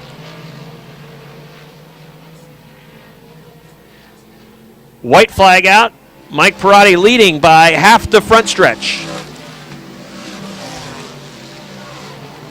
Martin-Hébert still in that 2nd spot. He's not feeling any heat from Greg Atkins. And your winner's coming off of turn number 4. Oh, it's an easy win for Mike Parati in the Adirondack Auto number 35. 2nd goes to Martin-Hébert. 3rd to Greg Atkins. 4th to Roger Labreche. 5th to Andy Lindemann. Jim McComb 6th. Dan Brown 7th.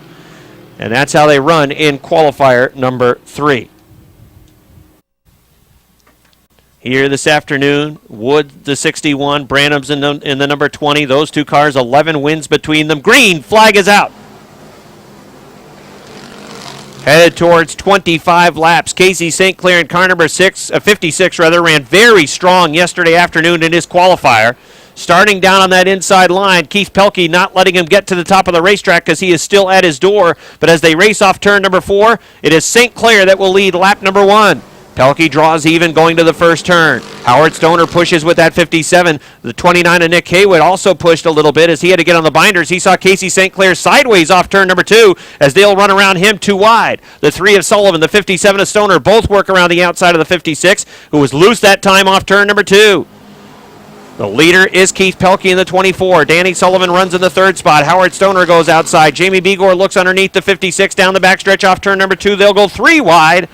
Begor's on the inside. St. Clair in the 56 has to back out of it. The 57 of Stoner also moving towards the front. Look at Robin Wood work 3 wide. Taking it right up towards the wall off turn number 4. Robin Wood's on the move. The leader is Keith Pelkey. The 3 of Dan Sullivan still sits in the 2nd spot. 3rd is the 57 of Stoner. Here comes the 19 of Begor, sizing him up, moving down the inside, going to turn number 3. Jamie Begor in the 19 trying to grab that 3rd spot off of turn number 4. They'll race down to the start-finish line. It's the 57 of Stoner still by inches. The 24 of Pelkey leads. The 3 of Sullivan is still 2nd. The battle for 3rd. Begor on the inside trying to come through. Stoner fights back on the outside. Right behind them, it's Robin Wood in car number 61. Moving to the front as well, the 18 of Duquette. The 20 of Branham also on the move. I believe Jamie Begor had 3rd that time at the start-finish line. Stoner in the 57, though, still putting up a good fight on the outside line. Begor trying to finish the pass, but Stoner hanging with him. Here comes Dan Sullivan looking for the lead. Danny Sullivan in car number 3, sizing up the 24 of Keith Pelkey. It's still Pelkey at the line. Sullivan sees room down on the inside, trying to come on through. Jamie Begor's moving that 19 to 3rd, but the battle is at the front. Danny Sullivan has the nose out in front going to turns 3 and 4. Pelkey trying to fight back on the outside, but it's Sullivan coming through. Here comes Danny Sullivan in car number 3. Look at him go. He is the new race leader. Pelkey in the 24 running in the 2nd spot. Begor closing in the 19. He wants to make it a 3-car battle for the point. That's the 57 of Stoner still running in 4th. Look out, Pelkey gets into the bunker. He'll lose 1 spot. Make it 2, 3, 4 as he's falling back through the field as he bobbled off of turn number 2, drifted into the bunker, and he'll lose several spots. The 20 of Bucko Branham right off the back bumper of car number 57 of Howard Stoner. Stoner in the 57 trying to hold off Branham, who is trying to get to that 4th spot. Moves to the inside. Stoner, who's been on the outside for much of this race, is going to give way off of turn number 4. It's Bucko Branham going to the 4th position. Danny Sullivan is the leader. He leads by 3 car lengths over the 19 of Jamie Begor. Then it's 2 car lengths back to the 61 of Robin Wood. Branham gets his right side tires off into the bunker. That's the car that's been moving towards the front. He's got the Express working towards the frontal line, and he is in the 4th spot, just a car length off the back bumper of car number 61 of Robin Wood. Danny Sullivan is looking for his first career victory in the Sportsman division. Branham eyed an inside move off of turn number 2, but could not make it stick on the inside as he tried to get third away from Robin Wood. Now he's trying to make that move off of turn number 4. Again, it's Robin Wood holding on to the third spot. Robin Wood will be the 2011 J&S Steel Sportsman Track Champion, holding on to the title that he gained last season. So Wood in the 61, a two-time track champ now in this division. He's got another former track champ right next to him, car number 20, Bucko Branham, trying to take third away. Danny Sullivan in the 3 is seeing his lead go away. It was 3 car lengths at one point. Now it's down to 1. Now it's down to a half. Sullivan in car number 3 leading, but Jamie Begor is closing in. The battle for third between two veterans in this division. Branham in the 20, Robin Wood in car number 61. They run door to door, side by side around the racetrack as we're halfway in this 25-lap feature event. Sullivan in car number 3, Begor in car number 19. Third now, Branham in car number 20. Robin Wood in the 61 fighting back for that third spot. They continue to run side by side for that third position. Jamie Begor trying to get onto the back bumper of the 3 of Danny Sullivan. It was at 1 point, 3 to 4 car lengths. It closed to 1. Now it's down to a half over in turn number 2. The 3 pushing a little bit up off turn number 2, but Begor could not get to him. Branham has cleared the 61 of Robin Wood. Let's see how quickly he can close the gap on car number 19 of Jamie Begor. The 3 of Danny Sullivan leads by a car length at the line. Then it was 3 car lengths back to the 20 of Bucko Branham. And that same gap back to car number 61 of Robin Wood. Then a good distance back to Howard Stoner, who's still in the top 5 with a 57. 6th is car number 18 for Sean Duquette. 7th is Nick Haywood's 29. 8th is the 24 of Keith Pelkey. 9th is Casey St. Clair. And Fred LeGloy rounds out the top 10. 11th is Lance Raptoy in car number 21. Running in the 12th spot, it is Mike Shagnon in the 86. 13th is Jimmy Bushy. 14th, Jamie Atkins. 15th, Brad Bushy. And 16th is Brandon Atkins. The front of the field, it is still the 3 of Danny Sullivan. His lead, half a car length. Bucko Branham, 2 behind Jamie Begor. Branham trying to close in on Begor. Went real hot into 1 and 2. Comes out of the turn, still down a couple of car lengths. That was a good run off of 2 that time for Danny Sullivan because he increased the lead to about a car length and a half. Brandon Atkins has the 4 car in the infield, and is he going to keep it rolling? Hopefully so. He's got it rolling. We should stay under green. 18 laps complete. The last thing Sullivan wants to see is a yellow flag. He has been in a position earlier this year, a good position to take home the victory, and he is in that position again. It was down to a half car length. Now the lead is back to about 3 car lengths. Bucko Branham closing in on the back of Jamie Begor's car. He's a car length behind Begor for the second spot. Lap number 20 about to go up on the board for Danny Sullivan, who is looking for career win number 1. 5 to go for Danny Sullivan. Begor in the 19 continues to use the inside line. Branham knows he's got to go, and he's got to go now. He looked to the top of the racetrack in turn 2. That allowed Begor to get away to another car length advantage. The 3 of Sullivan's lead is 5 car lengths. The 19 seems to be going away. He's no longer hanging with that 3 car. As they go around the 4 of Brandon Atkins, Bucko Branham is right off of the back bumper of car number 19, now about a half car length. So if Danny Sullivan continues to drive the smooth line around the track, that lead is growing. He is well on his way to his first career victory. Again, he does not want to see a yellow flag come out. The Sportsman Division, similar to the Renegades, the top line has been the fast way around for the Sportsman Division for much of the season. And Sullivan is using that top line. If a restart were to occur with a yellow flag, he'd be forced to restart down on point on the inside. Begor really fighting the handle sideways that time off turn number 4. Popsicle sticks are out, 2 laps to go. Bucko Branham pulls to the door, working on the top of the racetrack off turn number 2. Trying to get a good run, trying to vault off the second turn, down the backstretch, going to 3 and 4. Drives it deep into the corner, side by side for the second spot. That's okay with Danny Sullivan because he's got 1 lap to go. Half the front stretch was the lead for Sullivan. He's on his way to his first career victory. Down the backstretch off turn number 2. The battle is for second. Danny Sullivan leading. Takes the car into turn number 4. The race for second will come down to the line. Your winner, Danny Sullivan, first career victory. Branham second. Begor third. Track champion Robin Wood finishes in the 4th spot. In 5th, it's Nick Haywood. 6th to the 18 of Sean Duquette. 7th to Howard Stoner. 8th to Keith Pelkey. 9th, Casey St. Clair.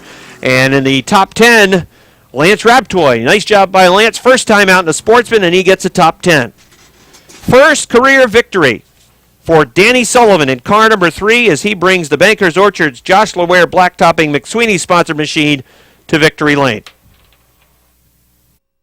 And we're going to throw it downstairs to Rob Knoll, standing by. Rob, take it away. Always neat, Rick, to see somebody get their first career victory in a division, and that's the case for Danny Sullivan in the 3. He's been close a couple of other times this year, but he was pulling away down the stretch this time. Wins by some almost half the front stretch as he pulled away from the battle that was going on for a second that Bucko Branham eventually ends up getting. He finishes second. Third to Jamie Begor. We'll get a word with Danny Sullivan, then we'll go down and talk with Robin Wood, who defends his track championship. All right, here's Danny, everybody. Give him a nice round of applause. That's his first career victory in the Sportsman division.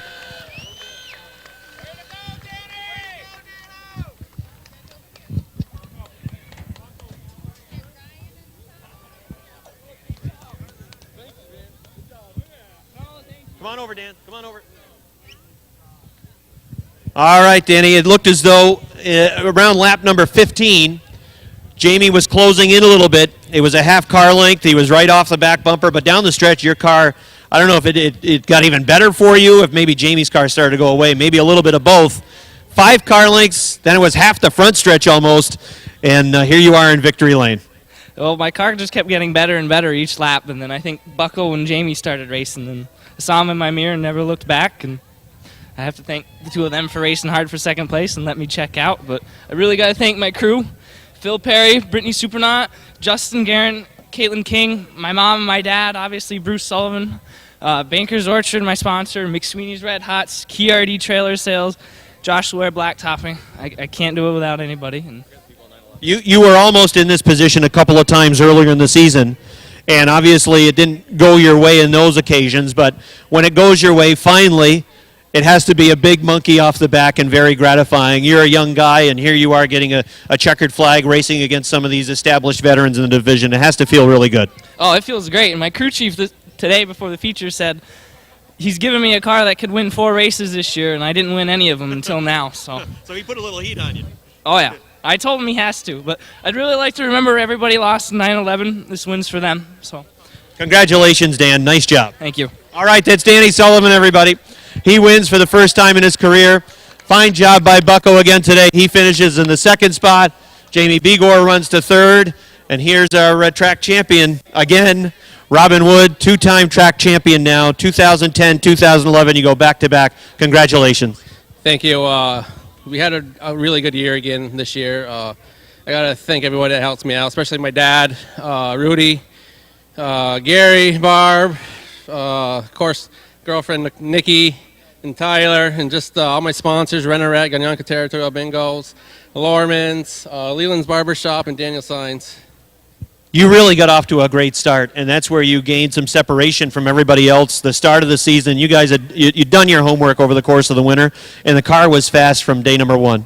Yeah, that was the key. We came out of the box really fast, and we kind of struggled at the end of the year, but we were still finishing in the top 5, and that's all we really needed. So it's nice to win another one. Well, congratulations on another track championship. Well done. Enjoy the winter months, and then we'll look forward to seeing you again next May. All right, thank you. I'd like to also take a moment just to thank all the people that lost their lives on 911, and thank all the service people that are still keeping us free so we can do this every Saturday night. Well said. Robin Wood, everybody. He's our track champion. 2-time track champ, 2010, 2011.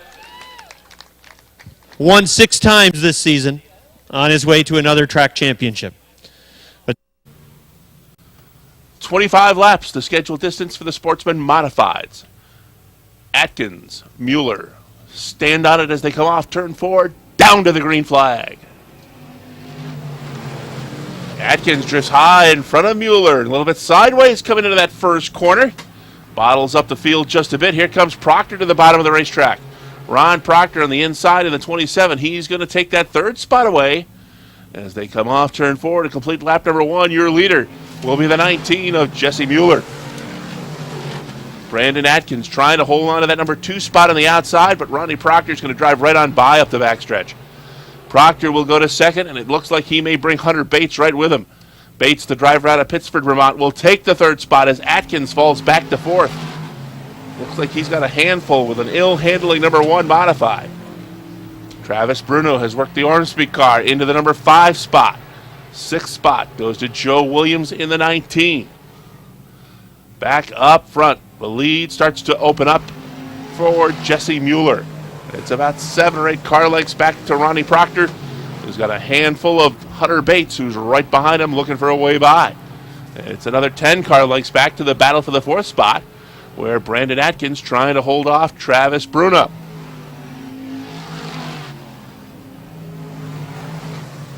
Running in the number 6 spot is Joe Williams. He's the driver out of Schenectady, New York. Change in position for 7th as the Proctor car moves up a spot. Drops Manny back to 8th.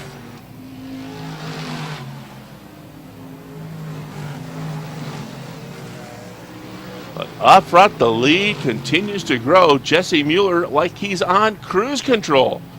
It's now about a 15 car length gap back to the battle for the number 2 spot between the 27 of Proctor and the 9 of Bates. And it's another gap back to Travis Bruno, who has pulled away from Brandon Atkins. Travis now holding down the 4th spot. Brandon is 5th. While that battle continues for the number 6 spot. Manny on the inside, Williams on the outside. Manny's going to go to the 6th spot. Dave Manny from Queensbury brings the number 32 car into the 6th spot, dropping Joe Williams back to 7th.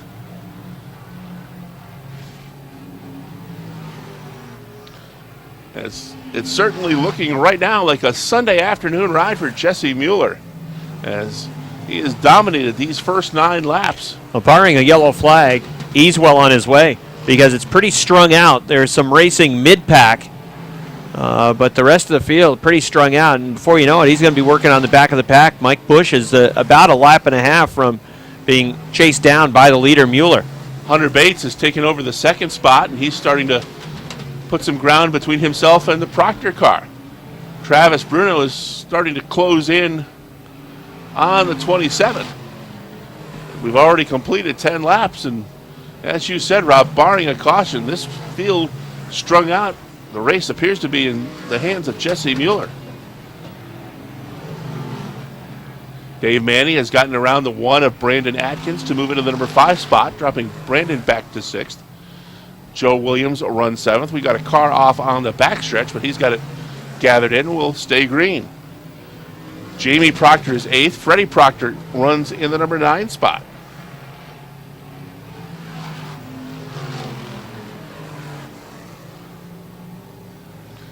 Leaders working their way through lap traffic. Mueller has got 2 cars battling for position in front of him. That's the 9 of Introne and the 30 of Anderson. We'll see how Jesse Mueller handles the lap car as he goes right by Anderson on the bottom of the racetrack. And he'll now have to deal with the 9 of Introne. Again, he looks to the bottom of the racetrack as Introne comes off turn 4, but Introne cuts down in front of him. That slows up Mueller just a bit. Now the door opens up again on the inside, and Mueller will be able to go right on by. It's a full backstretch advantage for Jesse Mueller from Pottersville, New York. Hunter Bates from Pittsford, Vermont, runs in the number 2 spot. Ron Proctor out of Charlton, New York, is 3rd. Travis Bruno dominated the qualifier, but the wrong pill was drawn for Travis over in the garage area, and he had to start 6th. And he has not been able to put anything on the table for Jesse Mueller thus far.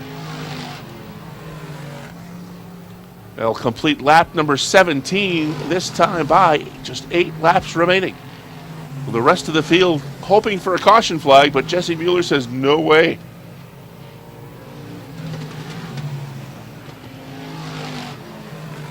Bates having a difficult time getting by the 30 of Anderson. They made contact coming off turn number 2. Anderson drifted high. Now there's some room, and Bates will go through and get 2nd. Ron Proctor still continues to run in the 3rd spot. Travis Bruno in the 0 has closed the gap significantly on the Proctor car. We'll see how those 2 guys negotiate the lap traffic. Maybe that'll allow the 0 to get into the top 3.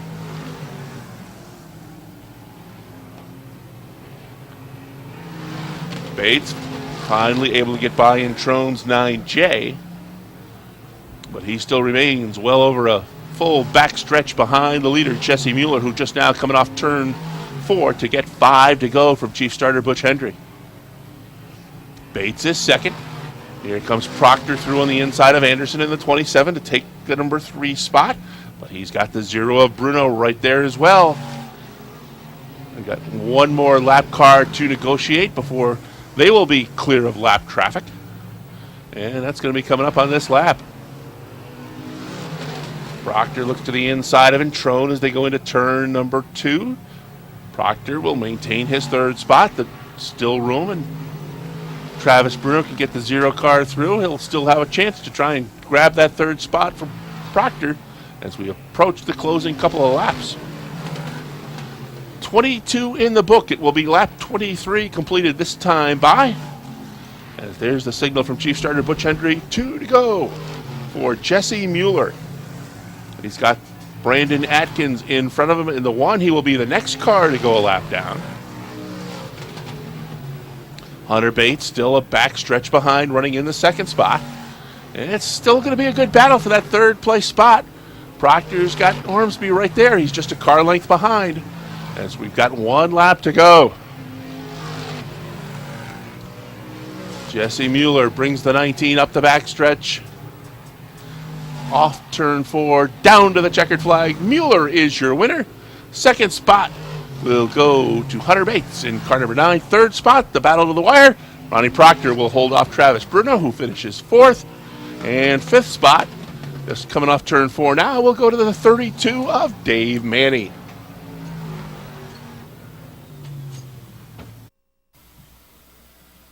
All right, Jesse Mueller backs the 19 into victory lane. He is the winner of the Sportsman Modified main event. We'll go downstairs. Rob Knowles standing by. All right, from just down the road on Interstate 87, he's from Pottersville. Jesse Mueller really conquers the field pretty easily. It was almost a half-track victory for the Mueller & Sons heavy-duty towing and recovery number 19.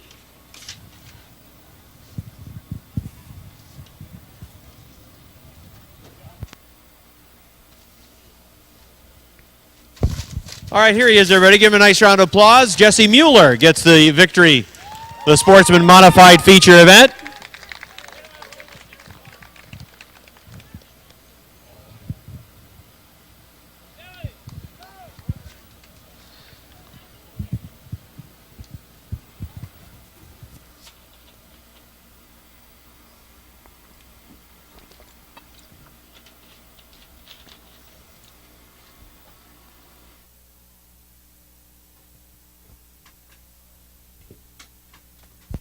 Well, you know, Pottersville's not that far away. You might want to make a few more trips here if you're going to run fast in a car as fast as you just ran today.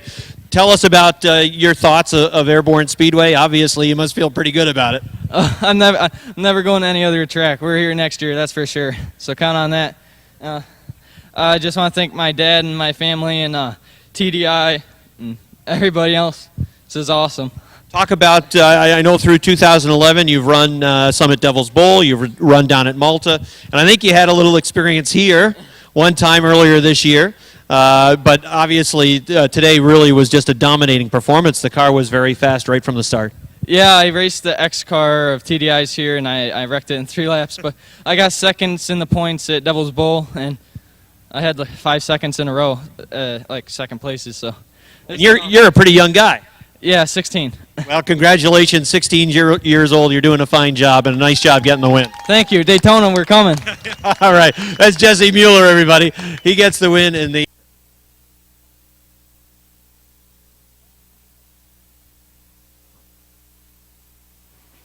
All right, ready to introduce the 25-car starting grid for the Charlie Trombley Memorial 100. Starting 25th on the grid from Queensbury, driving car number 13, Colleen Salisbury. 24th. Starting on the outside of row number 12, 24th starting position. He's the driver of the Alternative Systems, Tritech Incorporated, number 97 from Kingsbury, New York, Chris Vernold. 23. Starting 23rd, driving the Gayosa Wine and Spirits, number 80 from Morsonville, Andy Haywood. Starting 22nd on the outside of row number 11, he is the driver of the Bushy's Auto, Dragoons Farm Equipment, Bigor Supply, L&M Sunoco number 18 from Moores Forks, New York, Chris K.A. Starting 21st, driving the G-Stone Motors, Champlain Construction number 78, he's from Brandon, Vermont, Vince Quinville. On the outside of row number 10, 20th starting spot for the Ross Funeral Home, Sample Lumber Company number 5 from Moores, it's Jim McComb. Starting 19th on the grid, driving the ML Production number 99, he's from Joliet, Quebec, Michael Labreche. Starting 18th on the outside of row number 9, driving the Hooters-sponsored 327, he's from Sutton, Quebec, Dan Brown. Starting 17th, driving the Plattsburgh Radiator 02 from West Shazy, Mike Riel. Row number 8 on the outside, 16th starting spot for the Liquor and Wine Warehouse Double Nickel from Bloomingdale, New York, Matt Woodruff. Starting 15th on the grid, driving the AK Auto sponsored number 27 from Wilmington, New York, Cam Grady. Starting on the outside of row number 7, 14th starting spot for the Eaglefield Ford, Riley Ford, number 4 from Shazy, Leon Gagno. And starting 13th, all the way from Vernon, New Jersey, 800-plus career modified victories for the Jet from Vernon, New Jersey, in the TDI Towing and Repair Facility, Brett Hearn. Starting on the outside of row number 6, 12th starting spot in the Pearson Pelletier Enterprises, number 100 from Saint-Rémy, Quebec, Le Numéro 100, Roger Labreche. Starting 11th on the grid, driving the Trim Home Installations, number 28, Kevin Kezar. Starting 10th on the outside of row number 5 is number 10. In the Budweiser-sponsored Brassard Mazda, number 10 from Candia, Quebec, it is Patrice Magrail. On the inside of row number 5, the 9th starting spot in the G-Stone Motors Renegade-sponsored 1X from Middlebury, Vermont, Todd Stone. Row number 4 on the outside for a former track champion on board the Saranac Country Store, number 24 from Saranac Lake, it's the Pistol, Patrick Dupree. Starting 7th on the inside of row number 4, he is driving the JM Racing 1 Quebec from Joliet, Quebec, Pierre Berthiaume. Row number 3 on the outside, 6th starting spot. He's from Roxton Pond, Quebec, on board the Tremblay Water Systems, number 25, Martin Hébert.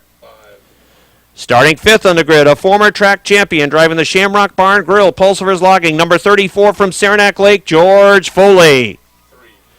Row number 2 on the outside, 4th starting spot. He is from Sheldon, Vermont, on board the TDI Repair Facility B3, Aaron Bartamy. Starting 3rd, the 2009 and 2011 Airborne Speedway Modified Track Champion on board the Gamache Truck Center number 90 from Napierville, Quebec, Martin Roy. And now your front row on the outside of row number 1, driving the Flat Crane number 43. He's from Ravenna, New York, Keith Flack. And starting on point, on board the Adirondack Auto number 35 from Plattsburgh, Mike Perotti.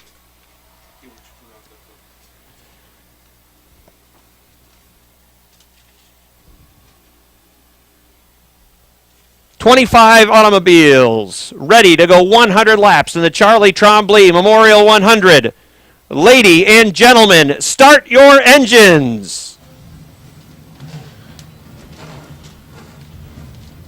Rob, one addition to the field, Greg Atkins will join the back of the pack with a backup car. Had some problems with his ride that he was out with earlier, so Greg Atkins will start 26th in the One New York at the back. Grab your 50-54 and bring him down the front stretch. 100 laps on tap. Here they come. Off turn number 4. Green flag is out. Perotti from the inside has the lead, working off turn number 2. Flack will run in line. Long race. Strategy will be important. You want to conserve the tires. These machines will eat up that right rear tire. If they don't have the right setup on the car, they can chew that tire right up, and they'll be slow in the later stages of the event. How about 3 wide right now for 5th? George Foley down to the inside. They touch going into turn number 3. Martin Hébert pushes up in the 25 to make room for Foley coming through. He's going to 6th. Martin Hébert slides back a spot. The leader's Perotti in the 35. Perotti started on point, led lap number 1, and he's pulling away to 5 car lengths, the advantage over Keith Flack in the 43. Martin Roy in car number 90 runs in the 3rd spot. Aaron Bartamy is 4th in the B3. Then it's Pat Dupree in car number 24 running in the 5th position. George Foley is 6th in the 34 car. 7th is Todd Stone with a 1. 8th, it is the 25 of Martin Hebert. 9th is Pierre Bertillon. Pat McGrail rounds out the top 10 with the number 10. Here comes Foley. Foley looks to the top of the racetrack off turn number 4. Falls right back in line behind the 24 of Patrick Dupree. Perotti leading by a 10 to 12 car lengths. Then it's Flack in the 43 running in second. The 90 of Martin Roy works third. 4th is Bartamy in the B3. Then Patrick Dupree in that 5th position, being sized up by George Foley, who again goes to the top, looking to find running room. We got a yellow flag. Jim McCombs in the infield over in turn number 4. Cars trying to take a quick evasive action, and unfortunately Vince Quinville appears to have broke along the left front. Well, now he's got it roll 5 laps. Caution flag laps will count. The last 25 must be under green. All right, ready to run again. Here they come off turn number 4. Green flag.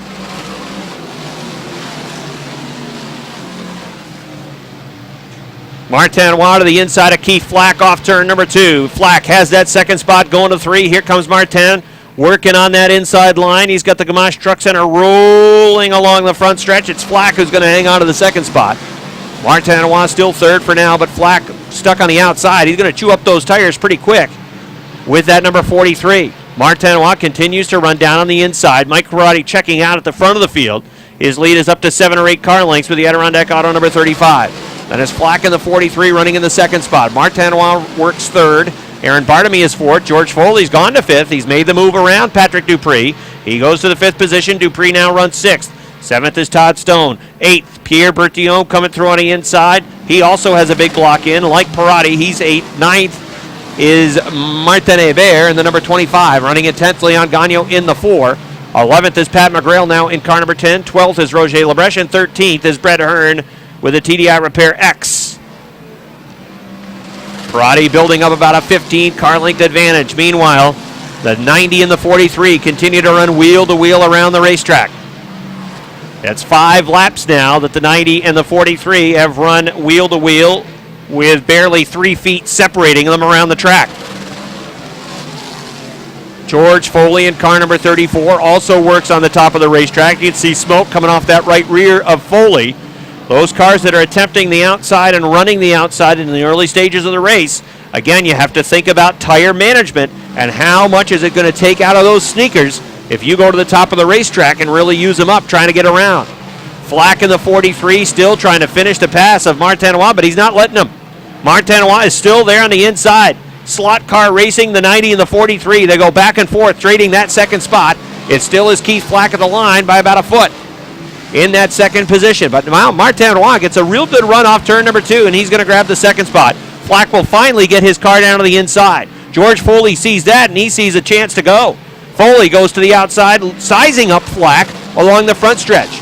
Lap 17 up on the board. Foley continues on the top of the racetrack. Again, he's really working that outside line. How much of an impact will that have later on in the race? Perotti has put Colleen Salisbury down a lap. His lead is nearly the front stretch. Martin Roy in the number 90 running in the second spot. George Foley third in car number 34. He has passed Keith Flack and goes to the third spot. Flack back to 4th. Aaron Bartamy is 5th. 6th is the 24 of Patrick Dupree. 7th is Todd Stone. 8th is Pierre Bertillon. Running in the 9th spot is the 4 of Leon Gagnon. 10th is Martin Hebert. 11th is Pat McGrail. 12th is Roger Lebrecht. And 13th is Brett Hearn with the X. But it's a big gap, back to Kezar in the 28, 14th. 15th is Cam Grady. Those two get together coming off turn number 2. Then it's the 55 of Matt Woodruff also running in that pack, racing for position. Perotti has a clear track in front of him, but before long, he's going to run upon a number of cars. In, I'd say, 3 or 4 laps, there's a big group of cars that are fighting for position with the leader quickly approaching. The field starting to really string itself out with some wheel-to-wheel, side-by-side racing near the back of the pack. Lap 22 goes up on the board. Perotti's lead still about 15 car lengths. Martin Roy in the number 90 running comfortably through the middle of the racetrack. George Foley working a middle line. The 43 of Flack also in a similar position. Then it's the B3 of Bartamy, the 24 of Dupree, and the 1X of Todd Stone. Kezar and Grady go around the 13 of Salisbury. certainly have to tip your cap to Kevin Kezar, who hops into this machine. It's a car that he largely engineered and built in the wintertime. He hops into it for the first time in competitive competition. And he's doing a pretty good job. The 27 of Grady right behind him.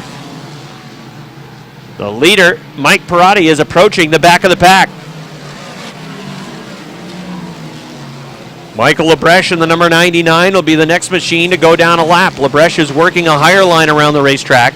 Martinois has cut a 15-car length deficit down to about 7. And now with the cars running wheel-to-wheel in front of the leader, Martinois is going to close right in on the back bumper. Mike Perotti shows the way as he tries to go around the 13 of Colleen Salisbury, but now Martinois is there. Just past the quarter pole, it's the 35 of Perotti and the 90 of Martinois right off of his back bumper. It's a car length now. The 90 of Lebrecht stays down on the inside. Perotti's 35 works around in turns 1 and 2. George Foley is also closed in, working an inside line. He's now just 2 car lengths off the back of the 90 of Martinois. The 35 of Perotti now has cleared track again. He's got some room to get away from the 90, but the 90 also has worked past the slower cars. And the advantage goes almost instantly back to 5 car lengths. Meanwhile, we've got a car in the middle of the backstretch facing the jersey barriers right underneath the scoreboard, and that is going to bring out the second yellow flag. Single file restart. Perotti in the 35, Martinois with the number 90. The 34 of George Foley, the 13 a lap down. That's Colleen Salisbury. Green flag, back out.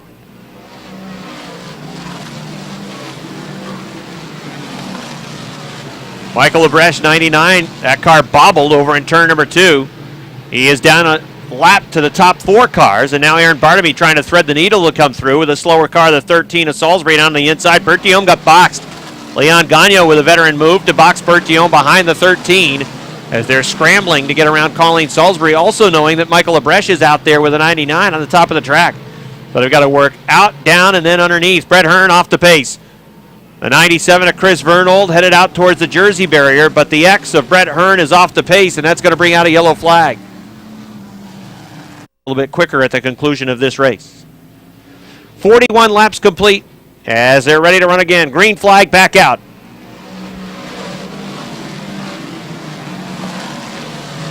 Perotti started on point. He has led every single lap. Martinois hanging with him. Continues to use that inside line around the racetrack.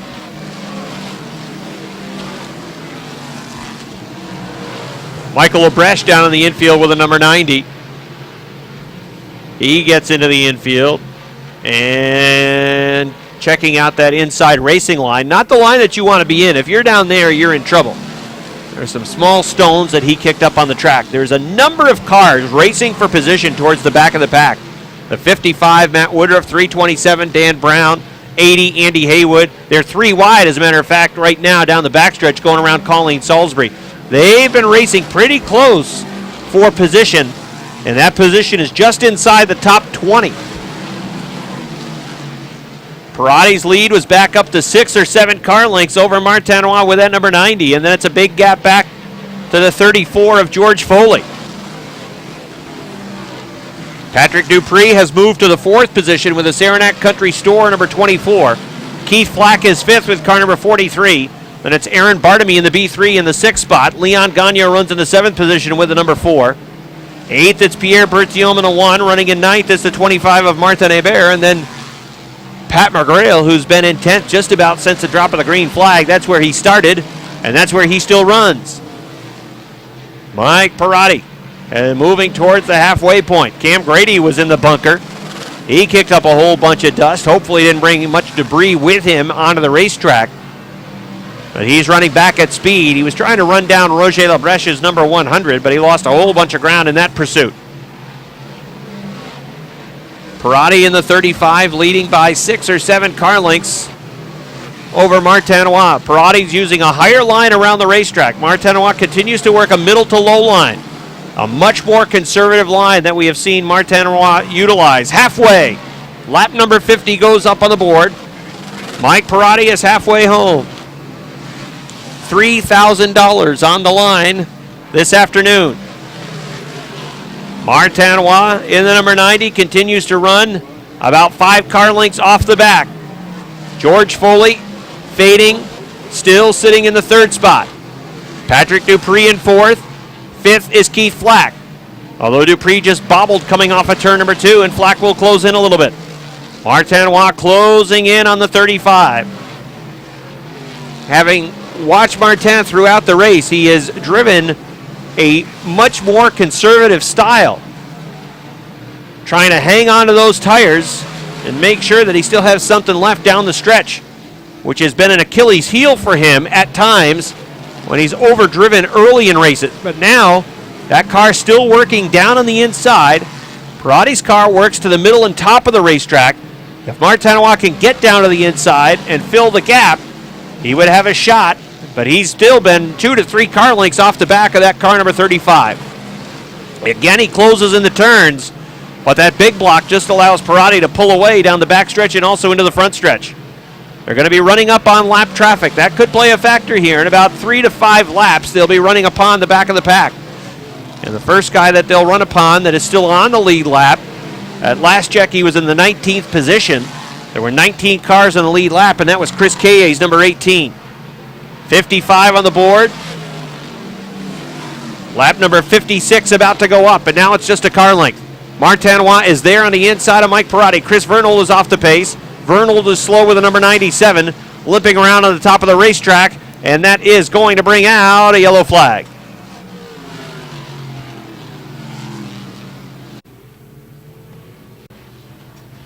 Ready for a restart. 60 down, 40 remain. Here they come off turn number 4. Green flag.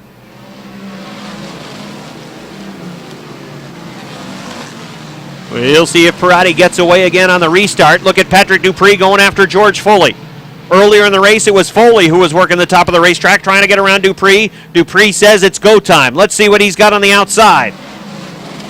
Saranac Country Store, number 24. Dupree has also played tire management. He's driven a pretty conservative style over the first half of the race. He's pushed high down the backstretch. Almost got a piece of the bunker. Had to get on the binders to fall back in line behind Foley. Mike Peratti's number 35 has built it back up to 5 car lengths, going off to 1 and 2. Martinois sticks down on the inside. And then it's a big gap back to the 34 of George Foley, who's working in that 3rd spot. Again, Martinois continues to work the lower line through the turns. He closes in right here, gets real close to Peratti, and then Peratti will pull away off turn number 2. There he goes. So the handle for the 90 is there down on the inside. That 35 pushing a little bit through the turns. Martinois trying to eye the inside line, especially right here, coming up in turns 1 and 2. Look at Martinois stick down on the inside. Got the nose underneath, but Peratti again pulls away off the 2nd turn. 65 on the board. 34 and a half remain. Here comes Martinois to the inside. Martinois trying to make the pass for the lead. Peratti again will hold him off. Martinois wants to go to the inside of turn number 2, and again it's Peratti holding him off. Martinois can't make the move, can't come through on the inside. How about now? He powers through off turn number 4. Down to the front stretch. It's Peratti still at the line. They're even going to the turn. Martinois off turn number 2. Peratti coming back on the outside. Still has the lead off turn number 2. Again, Martinois will come back after him on the inside. Peratti working on the top of the track. He's got the lead. It's a car length advantage. Slower car that they're working upon. That's Colleen Salisbury's number 13. Peratti in the 35, 2 car length advantage. Martinois working a middle line as they've passed the 13 of Salisbury. Did Martinois start to chew up the tires there a little bit? Peratti's 35 is pulling away again. It's doing 6 car lengths down the backstretch. Now Martinois shoots back after him. You can see him really he can stay on the throttle longer than Peratti, but Peratti, when he gets on it, you can see the pull of that big block motor. It just allows him to gain separation. 70 laps complete. Less than 30 remain. Peratti in the 35 has led just about every lap. I don't believe the 90 got underneath him to lead a lap. So it's been Peratti leading all 71 laps.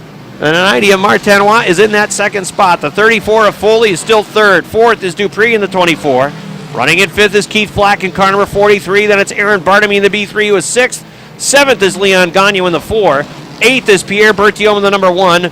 9th is the 25 of Martin Hebert, and 10th is Pat McGrail in the 10.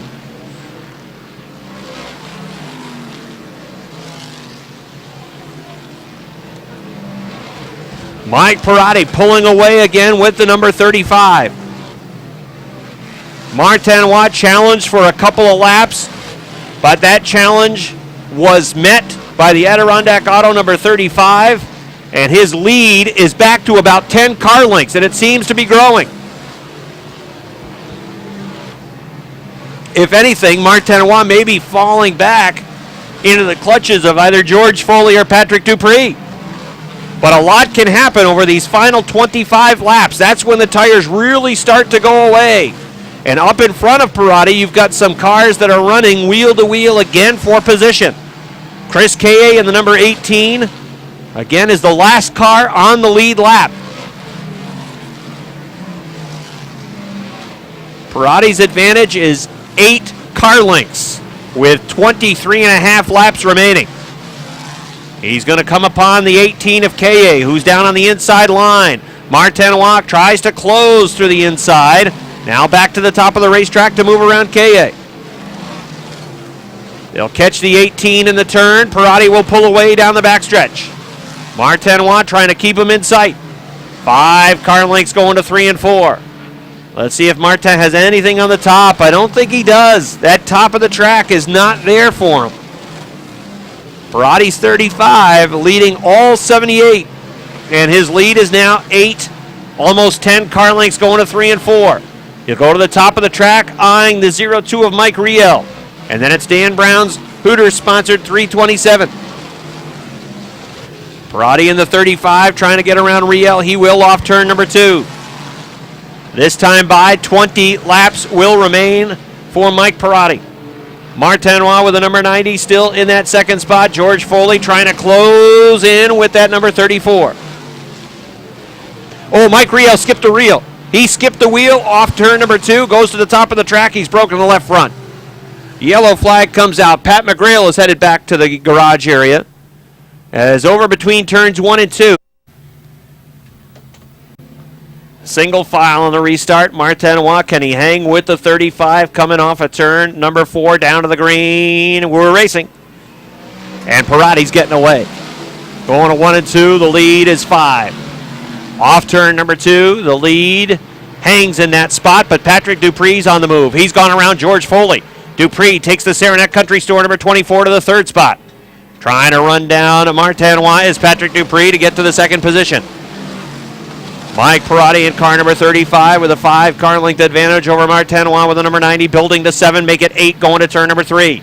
Here's where Martin Watt can close in through the corners, but Parati again with that big block advantage pulling away down the front and back stretch.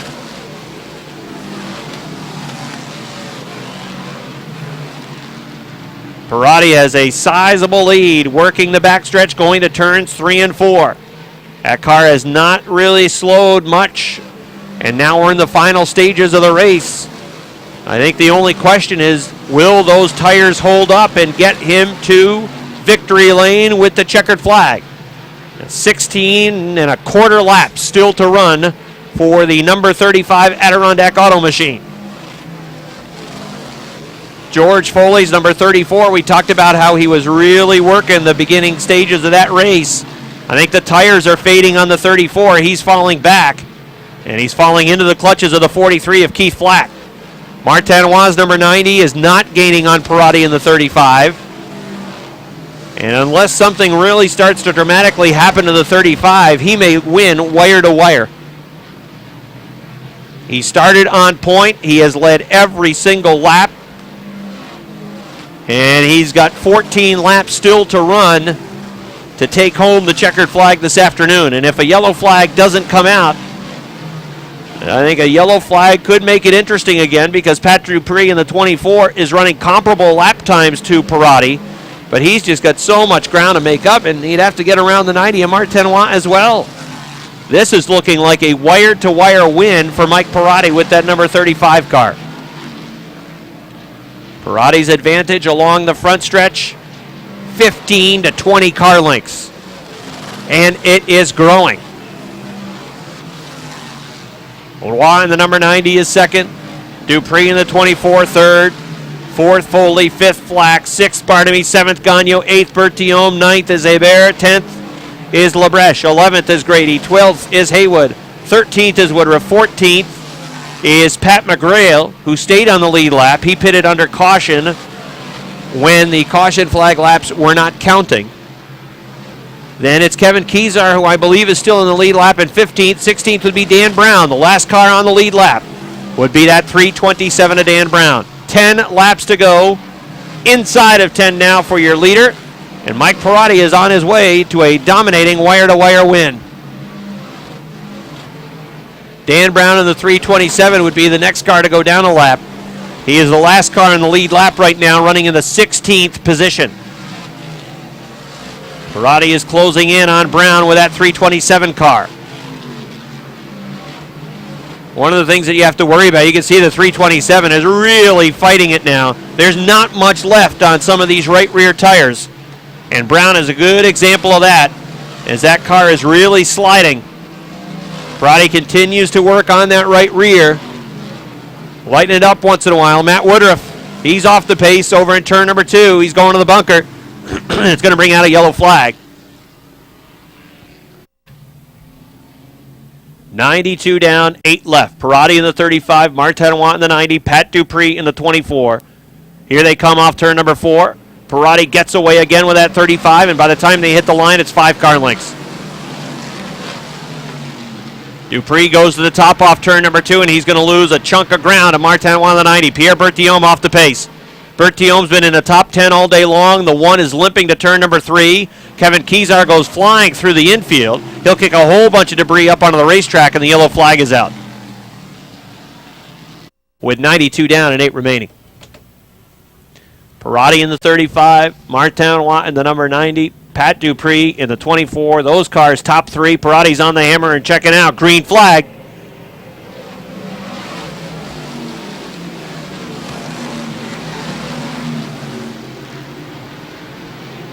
George Foley's number 34 under attack. The 43 of Keith Flack looking to the outside. Foley really worked hard with that race car the first half of the race, and I think he is fading. Not much left on the right rear for many of these teams, but Perotti seems to have plenty. 8 car lengths, 10 car lengths, going to 3 and 4. Martin Watt can close into the turns, but this has been the story all day long. 35 just checks out as soon as he gets on the gas coming off the turn. Flack is going to go around the 34 of Foley. Now, Foley comes back after him on the inside, but Flack's going to get this spot. He goes to 4th. Foley back to 5th. 5 laps to go for Mike Perotti. His lead is 10.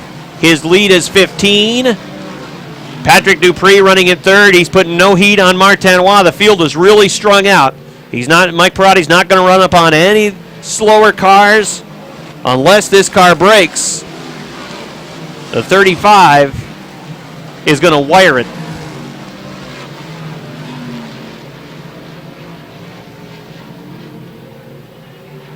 Lap 97 goes up on the board. Martin Watt can see him, but he can't do anything to get close to him.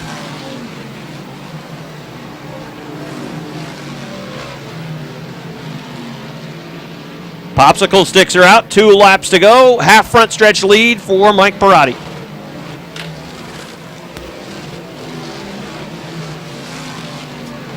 Martin Watt, the number 90, continues to hold down the 2nd spot. He's not feeling any heat. White flag, final time around. He's on his way to leading all 100 laps. Smooth off 2. Half backstretch lead. Final time through turns 3 and 4. Here he comes off turn number 4. $3,000 payday. Mike Perotti wins it. Martin Watt 2nd. Pat Dupree 3rd. Keith Flack 4th. George Foley 5th. Aaron Barnaby 6th. Leon Gagnon 7th. Martin Hebert 8th. 9th goes to Roger Labreche. 10th to Andy Haywood. 11th to Pat McGrail. 12th Cam Grady. 13th to Pierre Bertillon. And 14th goes to Kevin Kezar. 15th to the 327 of Dan Brown. 16th to Chris K.A. with the number 18. And we will go downstairs to Rob Knowles. Rob, take it away. All right, thanks, Rick. Mike Parati's out of his car. Martinois just checked the right rear tire of that car. And there was still some to work with. Not bad for an old guy. Yeah. That's all you got for me? Yeah? We're lucky to start up front, The car's good, but so starting position means a lot, Couple of laps in the middle of the race. Martin was eyeing underneath in turns 3 and 4. Actually running real well over in turns 1 and 2 as well, but eventually you were able to pull away, and down the stretch, I was waiting to see if the tires would start to fade at all. It didn't seem as though the car was really fading. Not much, we just have to change the line when it starts going away like that, but it was pretty good.